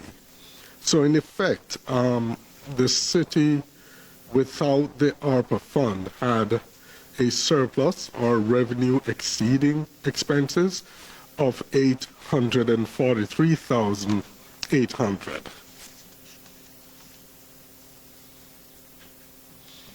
Real property tax installment receipts were at $702,990 for the month of December. Well, for the month of January, actually came in December. Special assessment during that time as well was $150,740. Real property tax for February, when looking at the subsequent period, we collected $8,651,000. And today, I looked at the numbers for March, and we got $9,036. This is showing us that there is a reduction in the amount of real property tax that will be coming in, because as usual, we get the higher amounts in the earlier months during September through to December. We get the higher percentage of these funds. General fund revenue amounted to $3,144,281. Of this amount, we had local taxes of $2,451,652. License and permit was amounted to $51,612. State grant amounted to $57,468. service charges, which includes the street lights assessment, was $498,877, and other financial resources was $84,672. The Gold Room. I am pleased to see that the Gold Room, although we did not have, or we don't have adequate staff to manage the Gold Room, it still made $7,468 compared to last year, where it made $1,310. So that was good for us. Cash update, the city cash balance remains sufficient to pay all its outstanding bills. And the cash balances as of March 1st, 2023, operating account had $12,138,566. Forbearance account have $7,078. The Gold Room account has $148,816. The block grant has $4,198. And the cable PG account has $344,898. The fiscal year audit for 2022 has completed. I am hoping to have the auditor come in and meet with everyone to give his report of the financials for 2022. And that'll be it for the report. And can you check the availability for our next work session? Will do. The thing is that he's trying to make himself available for us, so just give me that and I'll just let him know to make himself available for us for those days. Okay. Are there any questions from the council? Councilman Harry? Yes, Mr. President. What did you say? What did you say we had in ARPA funds? What's that total in ARPA funds? Okay, 2.1? so what we have received during 2022 for 23 for fiscal year 23 was $2,161,000. For 2022 fiscal year, we received the same $2,141,000. So in total, we're looking at $4,320,000. That is what's in our account right now. This $4 million this $12 million that we have in our account, right, also include that $4.3 million. So in general, we are holding on to $760,000 as general fund. But the ARPA fund is really that extra 4.3. Do you know how much we've committed by resolution? We have committed 1.8. 1.8. Yes, 1.895. And we need to act on this as quick as possible. We need to start spending. There's another area that I would like us to really concentrate on, and it's on repavement of streets. The repavement of streets has to happen. Last year, 2022, nothing happened. So I'm pushing for it to be done this year. I spoke with the Director for Public Works, and he had some concerns as it relates to sidewalks. He's saying there are some sidewalks in Glenarden that pose a trip hazard and can be a liability to us. So he would like us to concentrate on, sidewalks mainly. But given that we have received funds from the highway user revenue, we need to do some streets. The last report I sent to her the highway user revenue, did not have any street repavement. So for this year, we have to do something. I am thinking of we should do something in May. I guess that's why I ask every month about how much does it cost to do the streets? Because if we committed $1.8 million, we may need the rest of that $2 million to do all the streets in Ward 3.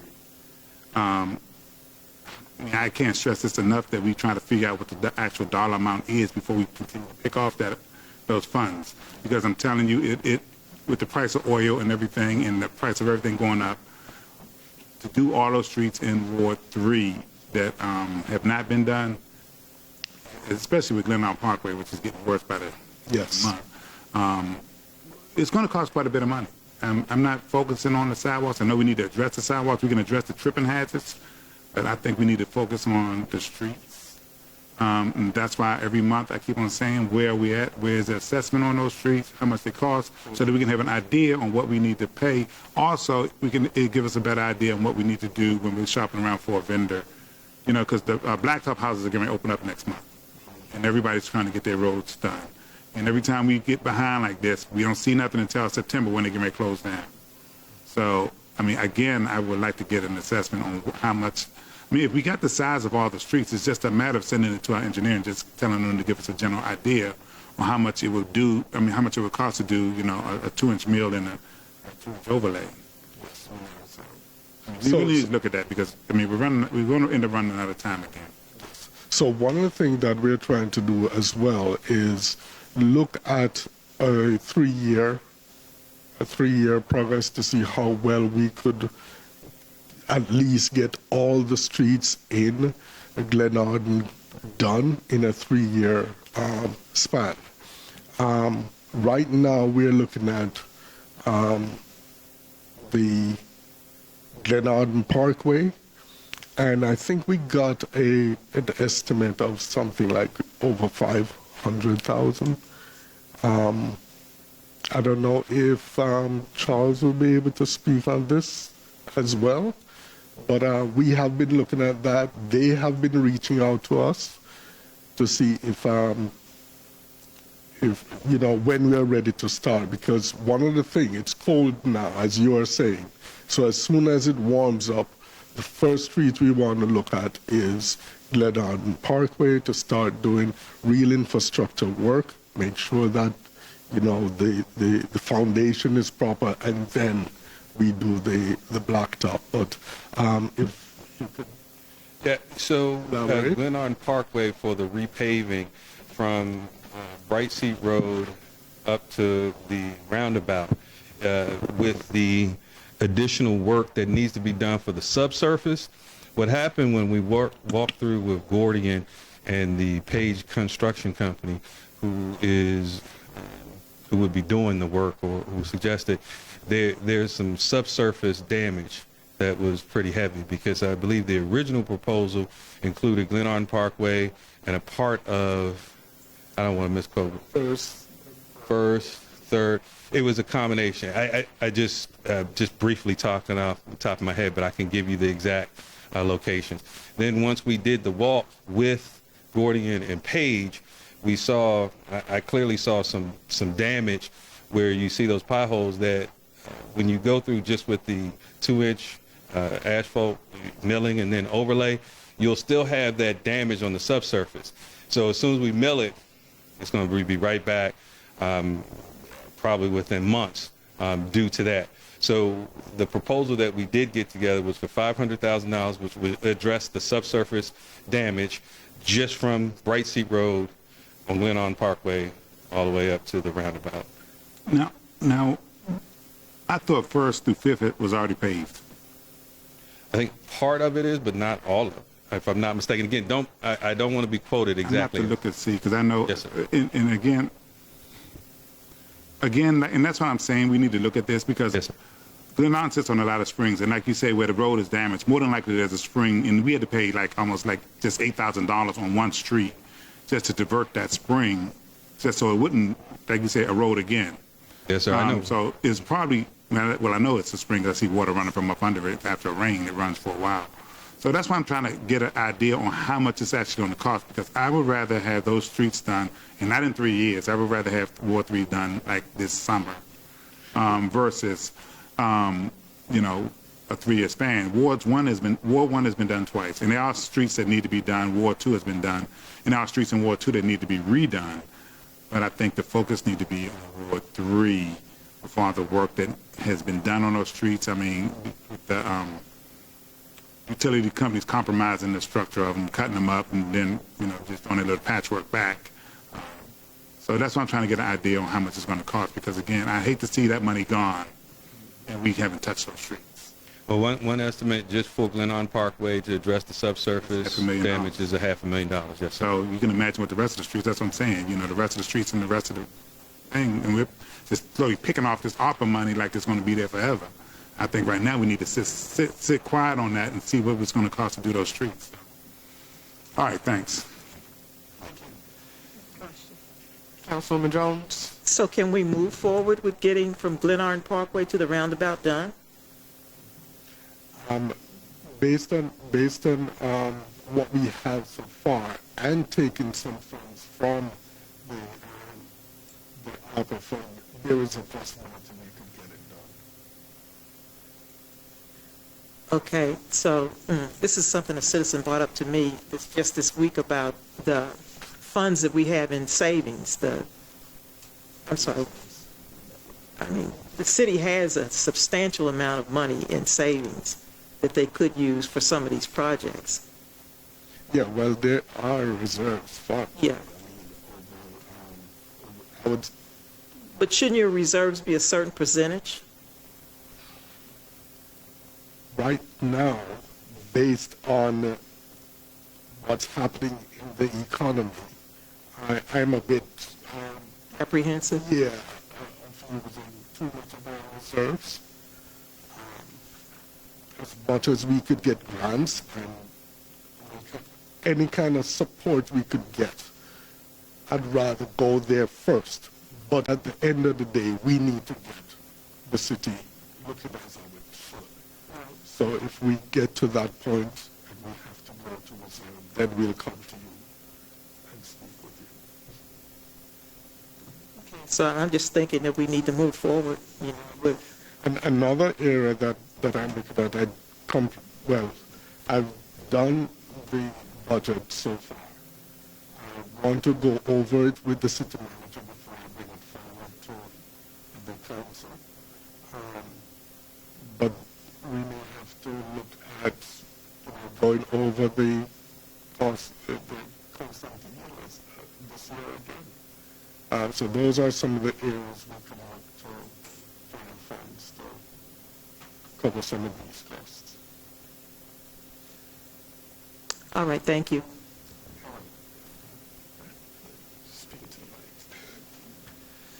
Mr. President, just one more question. Councilman Harry? Yes. So is the company that you're looking at a state contractor, county contractor?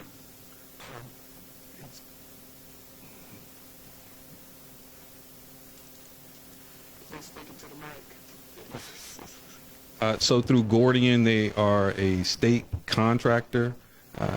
Apparently, there's a operating agreement that I was brought to my attention, and that's where we had gotten that. I believe it was brought through a resolution prior to me being here, but it is a state contractor. Yes, sir.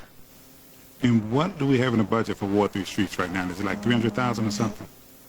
We have in the budget 250,000. Oh, sorry. So the budget we have 250,000. Sorry. I should have put $1 million in there last time. We would have been over budgeted. Sorry. Yeah. I could use the surplus ARPA money and using it for everything else, but yeah. All right. Thank you. I had a question about the constant yield rate. When is that due? Oh, it's due on May 26th, I believe. Okay. And are we on track for the budget? We're on track because after reviewing the budget with the city manager this week, we should be able to come up with a final number for, and then let you know if we should increase that rate. City Manager Bryant? I think the council concern is we got to get this thing moving. So what we do, we get together tomorrow, the treasurer, myself, and the director, and get you a definitive date with information so we can move forward. Okay. All right. Thank you. All right. Thank you. Are there any other questions from the council? I did want to circle back and one clarification. The Mayor Cross, if you're still there, you talked about breakfast and meals in schools and the county being free. Is that true? Is that for every public school? Could you elaborate on that, please? Thank you, Council President.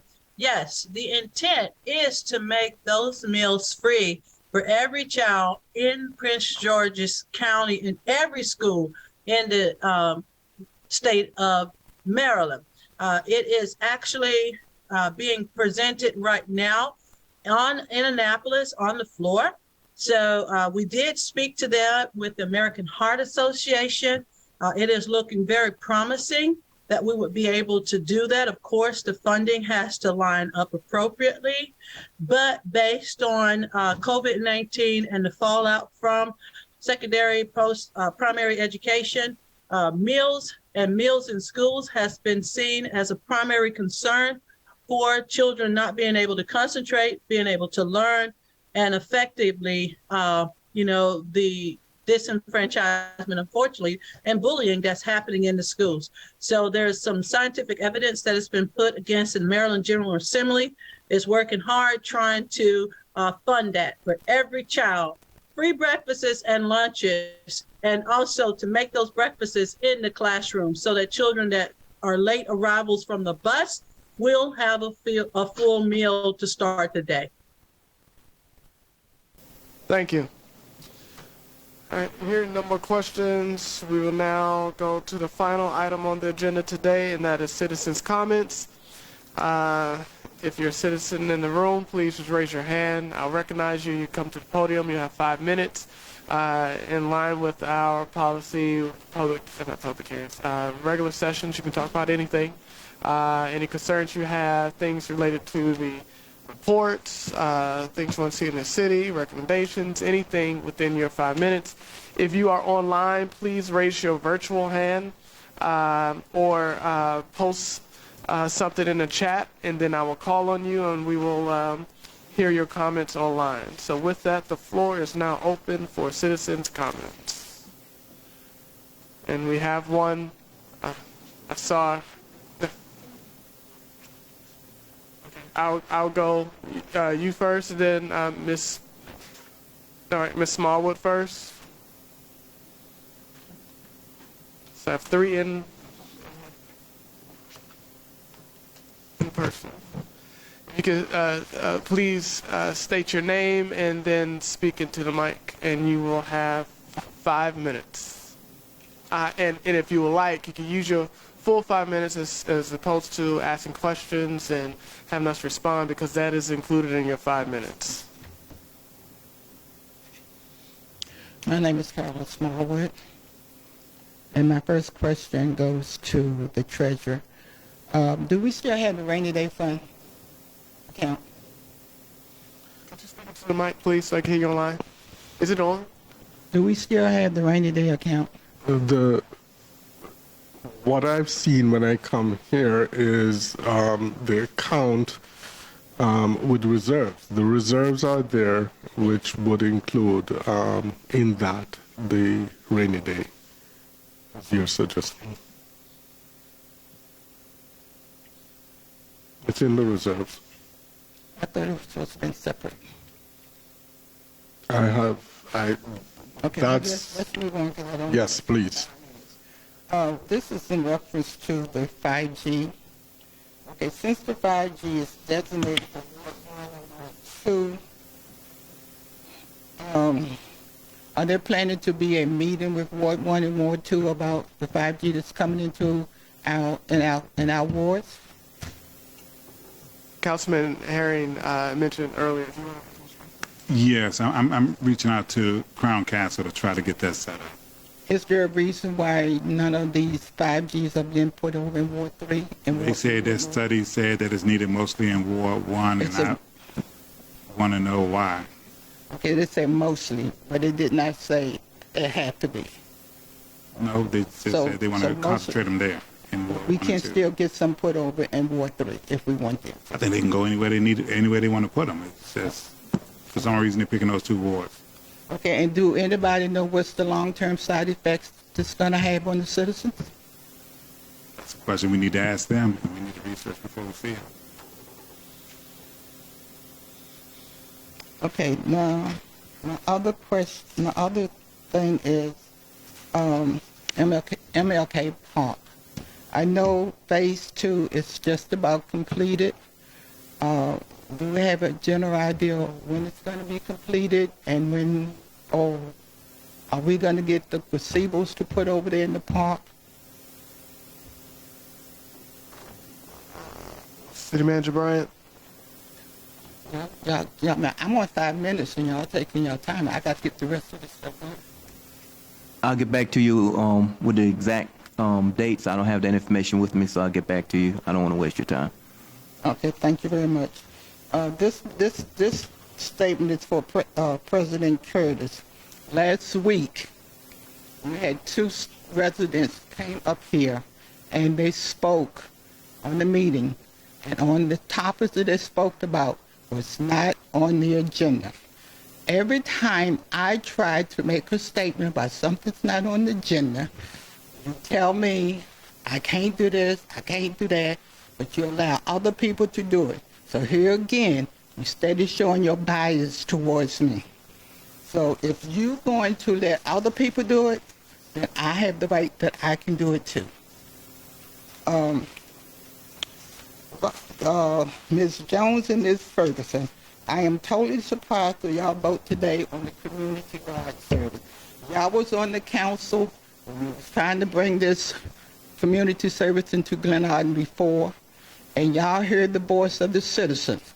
The citizens said they did not want a community garden in Glenarden. They had suggested to bring in farmers market, put it in the parking lot over here, or put it in the field over there if people wanted to get fresh vegetables. Here again, it's showing me that y'all do not have concerns or consider the voices of the people in Ward 1 or Ward 2. Thank you very much. Thank you, Ms. Smallwood.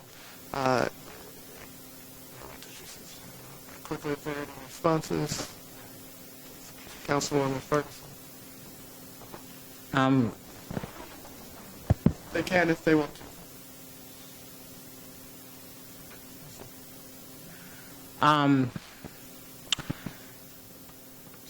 I was the sustainability.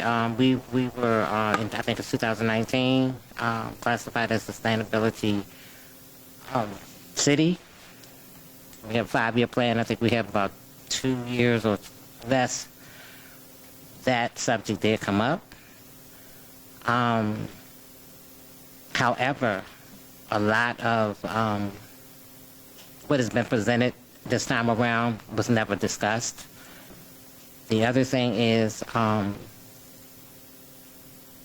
Councilwoman Fareed said, is the determination of whether this thing will come to fruition would be the applications. So while there has not been a survey per se, the applications submitted will determine. So what happened in 2019 versus 2023 has no bearing in my case, because the problem that I see often is that people do not want to move forward on certain things, and other times they do. Like I said, I think before, in 2017,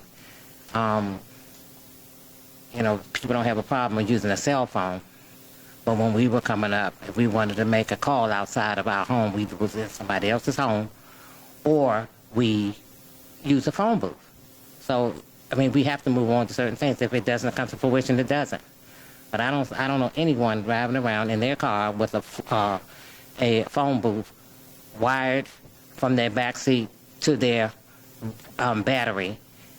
No, you move forward, and I'm really irritated with the fact that it's always what we used to do, what we're not used to do, what happened here, and what happened there. Yes, in 2019, or when that came about, we weren't wearing masks. We're wearing them now. And I vote the way I want to vote.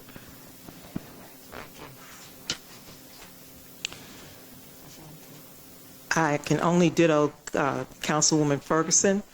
I actually do not remember a deep discussion concerning a garden, having the type of garden that they're presenting in 2023.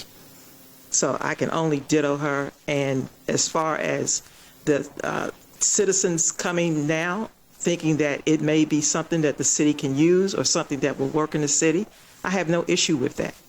As Councilwoman Ferguson says, times have changed. People have to change with the times, or you'll be sitting right where you are. If the thing was, to me, they keep bringing up this farmer's market. Well, why come it has never come to fruition? Thank you. Next up, the gentleman here. Did you? Yes. If you could state your name, please, and then you have 5 minutes. And Ms. Crutchfield, I do see your hand. You are third in line, including the gentleman that's at the podium now. How you doing? My name is Edward Jenkins, and I live at 1522 5th Street, Glenarden. Born and raised, so I've been there since birth. Yeah, when 95 7th Street. 6th Street. So that's how long I've been there. Last meeting I came to, it was I had a complaint about the solicitors. And since then, had 2 more solicitors show up. AT&T, Verizon, and the same company that was very disrespectful to me and my neighbors, Powerhouse Remodeling. They came back again. Same MO. We doing work in the neighborhood, and we fixing your neighbor's street or in houses, which I don't see none of that happening. No ID, just a T-shirt on or a sweatshirt on saying they work for a Power Remodeling. I emailed the mayor and Councilman Jones about it the 14th when it came out. And I don't know if everybody's email is working, but I didn't get no response, so I don't know if the emails are correct or I'm emailing the wrong person. I'd like to know if I can get an update of the emails, so if we have problems in the community or on my street, I make sure I email the right person. Simple, simple as that. And because I have 2 other neighbors on my street that have problems with a tree that's hanging over, and she also is saying she's been emailing and calling, no reply. So I don't know if it's a communication thing or email thing, but if we can clear that up so everybody can be on the same page, we won't have to worry about how come this isn't getting done, how come that isn't getting done. And that's basically about it. And to the chief, this evening before I came up here, about 3:30, I witnessed about 4 young guys in my driveway, about ages 12, 13.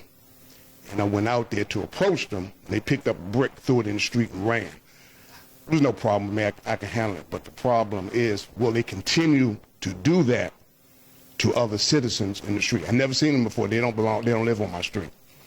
And I didn't call the police because it wasn't an issue. But the question, is that will this continue on to other streets and other citizens of these young guys doing it? Like I said, they look about 12 or 13.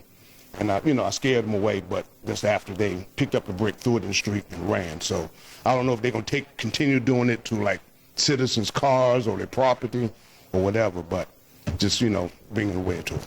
That's basically about it. All right, thank you. Thank you. Chief Brown? Yes, sir, I can address your questions. I remember you from the last meeting. Thank you very much for your questions and concerns. I don't know if I gave you one business card the last time. Yeah, so anytime you have any kind of issues and stuff, I know you said you had a problem with emails. My email address is on there, but call me anytime. I'm very responsive. I usually get right back to you. Situation like you experienced with the solicitors, in situations like that, I put information out about scams and stuff. It happened all over the county, all over the country. But in situations like that, if you can give us a call, take a picture of the vehicle, yeah, all that kind of information that helps us catching these people. Right. Okay. Yeah, so that type of information we need. So we work with the county officers and stuff to make sure that, because like I say, it's a big scam and stuff, so we try to identify these individuals and stuff. In reference to the juveniles and stuff, I recommend anytime you get a situation like that, make sure you call us. Because no telling what these juveniles have on them in reference to, you saw the break, but no telling what else they had. So by all means, please give us a call so we can get out there. Give us a description. We get officers in the area and stop these juveniles and see what we can do to rectify the situation and stuff. So most definitely appreciate you and need more citizens like you. Thank you very much.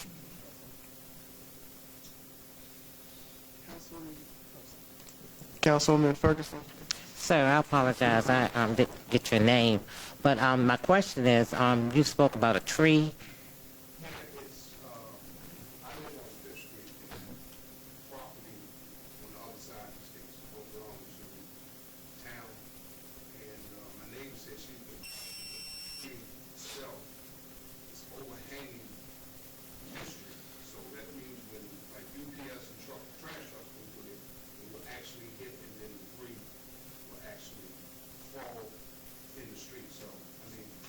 So the tree is on 5th Street. And it's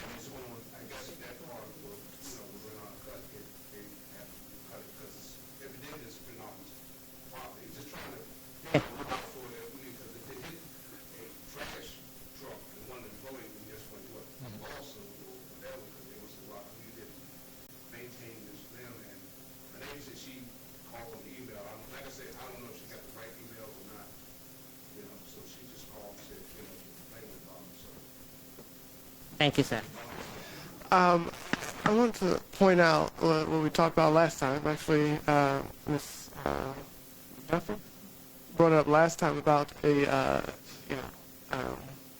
service ticket online, and I looked into that, and actually that is legit. But you have to register. So, sir, what you could do when things like that come up, there's you can put a ticket in on our website. When you see things like that, you have to be registered with the site, and it'll give it a ticket number, and it'll go to our administrative department, and they can take a look at that and get back to you with the different services that are needed around the city. So please, take a look at City Manager. Yes, I did look that up too, Ms. McDuffie. I spoke with our webmaster. You have to register for that. But like I said, the fastest way, like y'all talking about with emails and stuff, I have no problem. You give me a call or email me so we can get right back to you. In reference to the tree, we have a director of public works who I've seen him taking notes back there. So I'm pretty sure he'll be out there tomorrow morning to take a look at the tree in the area and address the concerns. But we're very serious about getting in touch with us. If the emails and stuff don't work, the tracking, by all means, you have our number. Give me a call. I'll get right back to you because we like to address these concerns as soon as we hear about them, especially for our citizens, our concerned citizens that's taking your time out and very concerned. And so we're all about customer service. So make sure, and Ms. McDuffie, I know you got my number and everything. By all means, until we get the system set up, working properly, please call or email, and we get right on it. Okay? Thank you very much. Ms. McDuffie. Mr. Jenkins, you said you have my card, not my card, but you sent me an email. I usually answer my emails or come around there immediately when a citizen sends me something, so I haven't seen an email from you. So I'll check my email address with you to make sure you have the right one. Okay. All right, sir. Thank you. My name is Alonda McDuffie again. First, I'd like to thank the council for, or at least the treasurer for addressing the streets that need to be repaved. That was a big issue or concern I've been raising since July of 2022, and nothing has been done yet. So I hope that we can get moving forward on that. My next question was, where do we stand with the charter and codes update? And can there be a deadline established for that? We'll let the Charter Review Committee answer that. Are there anybody on Charter Review Committee? Ms. Fareed, did you want to answer that question? Did you hear that question? Sure. Yes. So the Charter Review Committee meets on the third Thursday of every month. We just had our meeting this past Thursday. You can see the updates that we've made thus far and watch the recordings or participate in the meetings.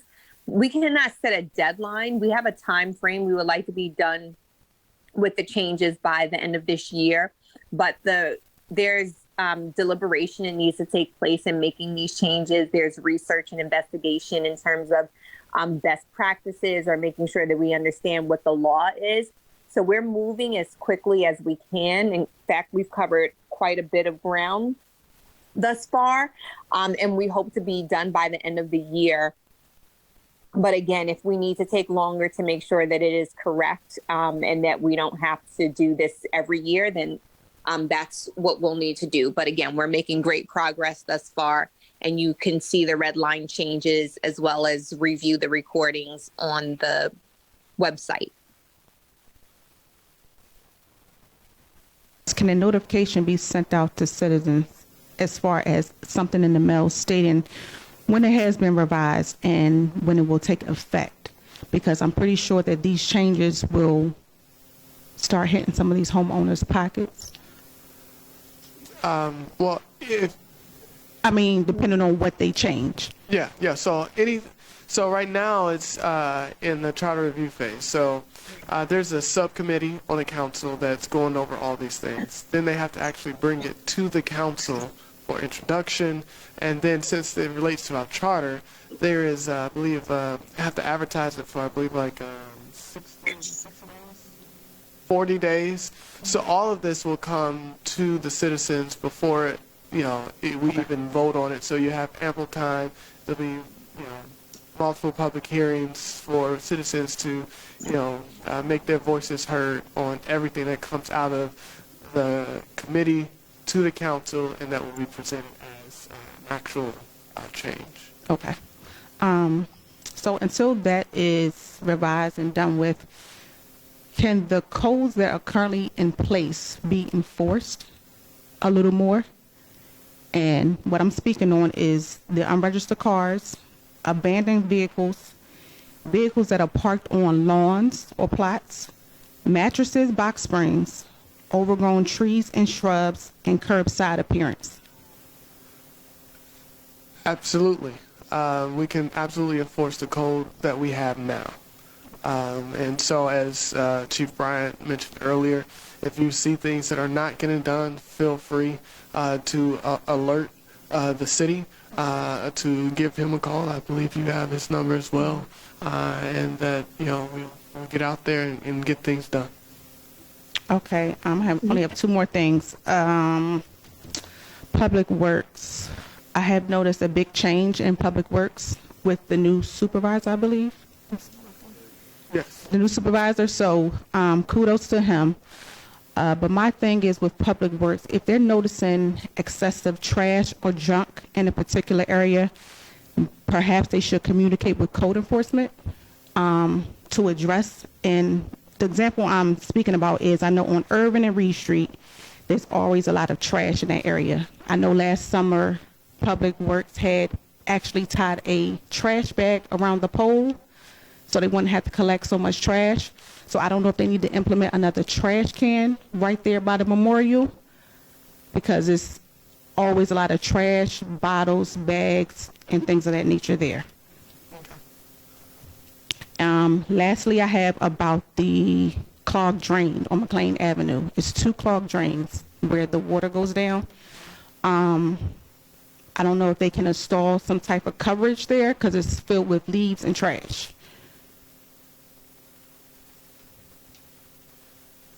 And that's it for me. Ms. McDuffie, thank you very much. The director over there, if you can give him the information about the clogged drains and stuff, and the information, we'll be on that tomorrow morning. And when, again, thank you for the email you sent me with the photos in reference to the streets and stuff. I'll be getting with the director and we'll be going over that because some of the issues you brought up in the pictures, some of that stuff we can address now. So we'll be on that. So thank you very much and continue to be in touch with us and keep us informed. Thank you. Thank you. Councilwoman Fareed.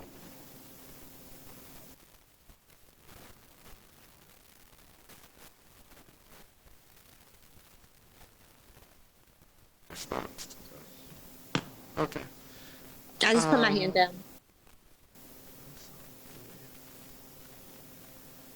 We'll go to Ms. Crutchfield and then Mayor Cross. Thank you for allowing me to speak. Good evening, everyone. I'm not sure of all the resolution behind the community garden. However, I'm in agreement with Harry, and Harry, thank you for you have a plethora of information about the city, and I appreciate that and knowledge. And because I don't know all the resolution, but the community garden, I'm a little concerned because I've dealt with a friend who had a community garden in DC. And if you don't sustain that or maintain it, it becomes really a hot mess. It looks really bad. So you make sure since you all have decided this, that you're going to have who's going to maintain it. You're going to have to make sure that it's not an eyesore, because if you go over by Kingsford Elementary, that church over there has a community garden, and it's not always maintained. When I drive by to go to church each Sunday and I look over there, I'm like, if you're going to have this, please maintain it, because it becomes an eyesore.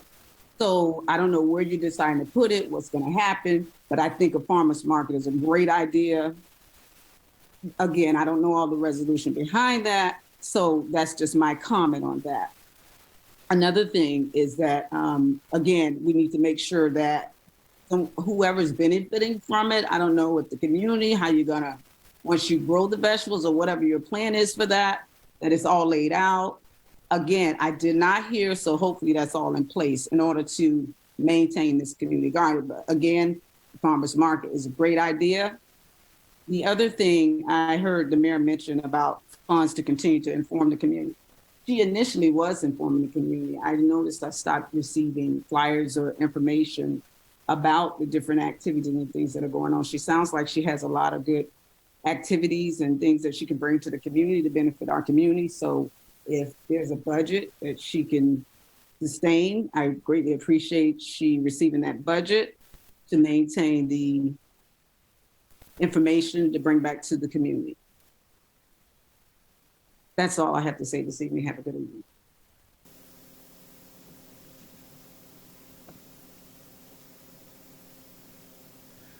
Thank you, Ms. Crutchfield. Just one point that I'll note that there are multiple ways to get information out. Using the entire Public Works Department is not that efficient. Because what happens is, if we're going to pass out flyers to all of the residents of the city of Glenarden, well then, how are we going to pick up the trash? If Public Works is passing out flyers, then that means that they're not doing what they were hired to do, which is to, do different things in the public work, department for the city. So we can mail flyers out. We've done that in the past, and that seems to work. I think the mayor mentioned something about postcards. So there are other ways to get things out, but kudos to the public workers who did pass those flyers out in the past. And I know it's an arduous task to go through every house in the city of Glenarden to hand them a flyer, but I know that they to get back to doing things like helping get the roads paved, cleaning up trash, monitoring just different things around the city to make life better for our citizens. So I'll just say that. So Mayor Cross. I would like to comment on what you just said. I thank you for your comment, President. However, I was not necessarily talking about flyers going door to door. My concern is just getting the information out, whatever means necessary. Just get the information out to the citizens in the community. Thank you.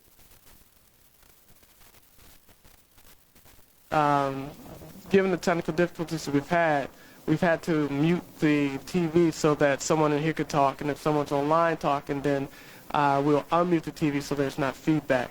So if you were talking, we missed everything that you said because you gave up your time to speak. And now we're moving on to Mayor Cross. Can you hear me now?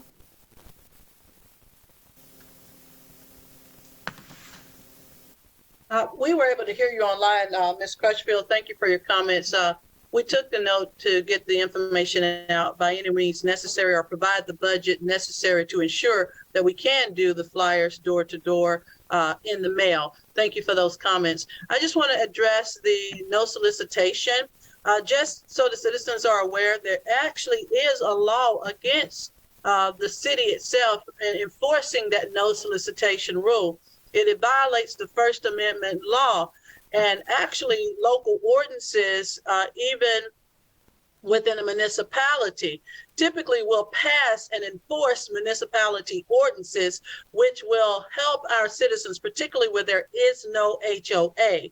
The HOAs, homeowners associations, like Frost Community, like Woodmore Town Center at Glenarden, are able to put up signage essentially to call and frequently report those repeat offenders. So I would highly encourage you, if you are getting notifications with a no soliciting sign, to report them to their corporate headquarters so that they can take your name off of the delivery list, because they're just going off of a list, and it's usually college kids that's just making $1. So with the local ordinances, though, we can increase the ordinances. Ms. Duffy, I take acknowledgement to your comment. You're absolutely correct to support those areas where we do not have a HOA. Homeowners, if you really want to avoid the hassle or dealing with it, do put up your signs. You have your private property, but again, there isn't any real laws that will actually prevent them from doing it, in as much as if they ignore your posted signs. We do want to make sure that we update our ordinances as well as our code to try and help prevent any unwanted visitors. But again, you still have to report them to the local authorities, and you still have to report them to their delivering agent. So if, example, Verizon or somebody's cleaning maid service is bothering you and you've got a no solicitation sign, you have every right to call that company and demand them leave your home be. So thank you again for the feedback. Thank you.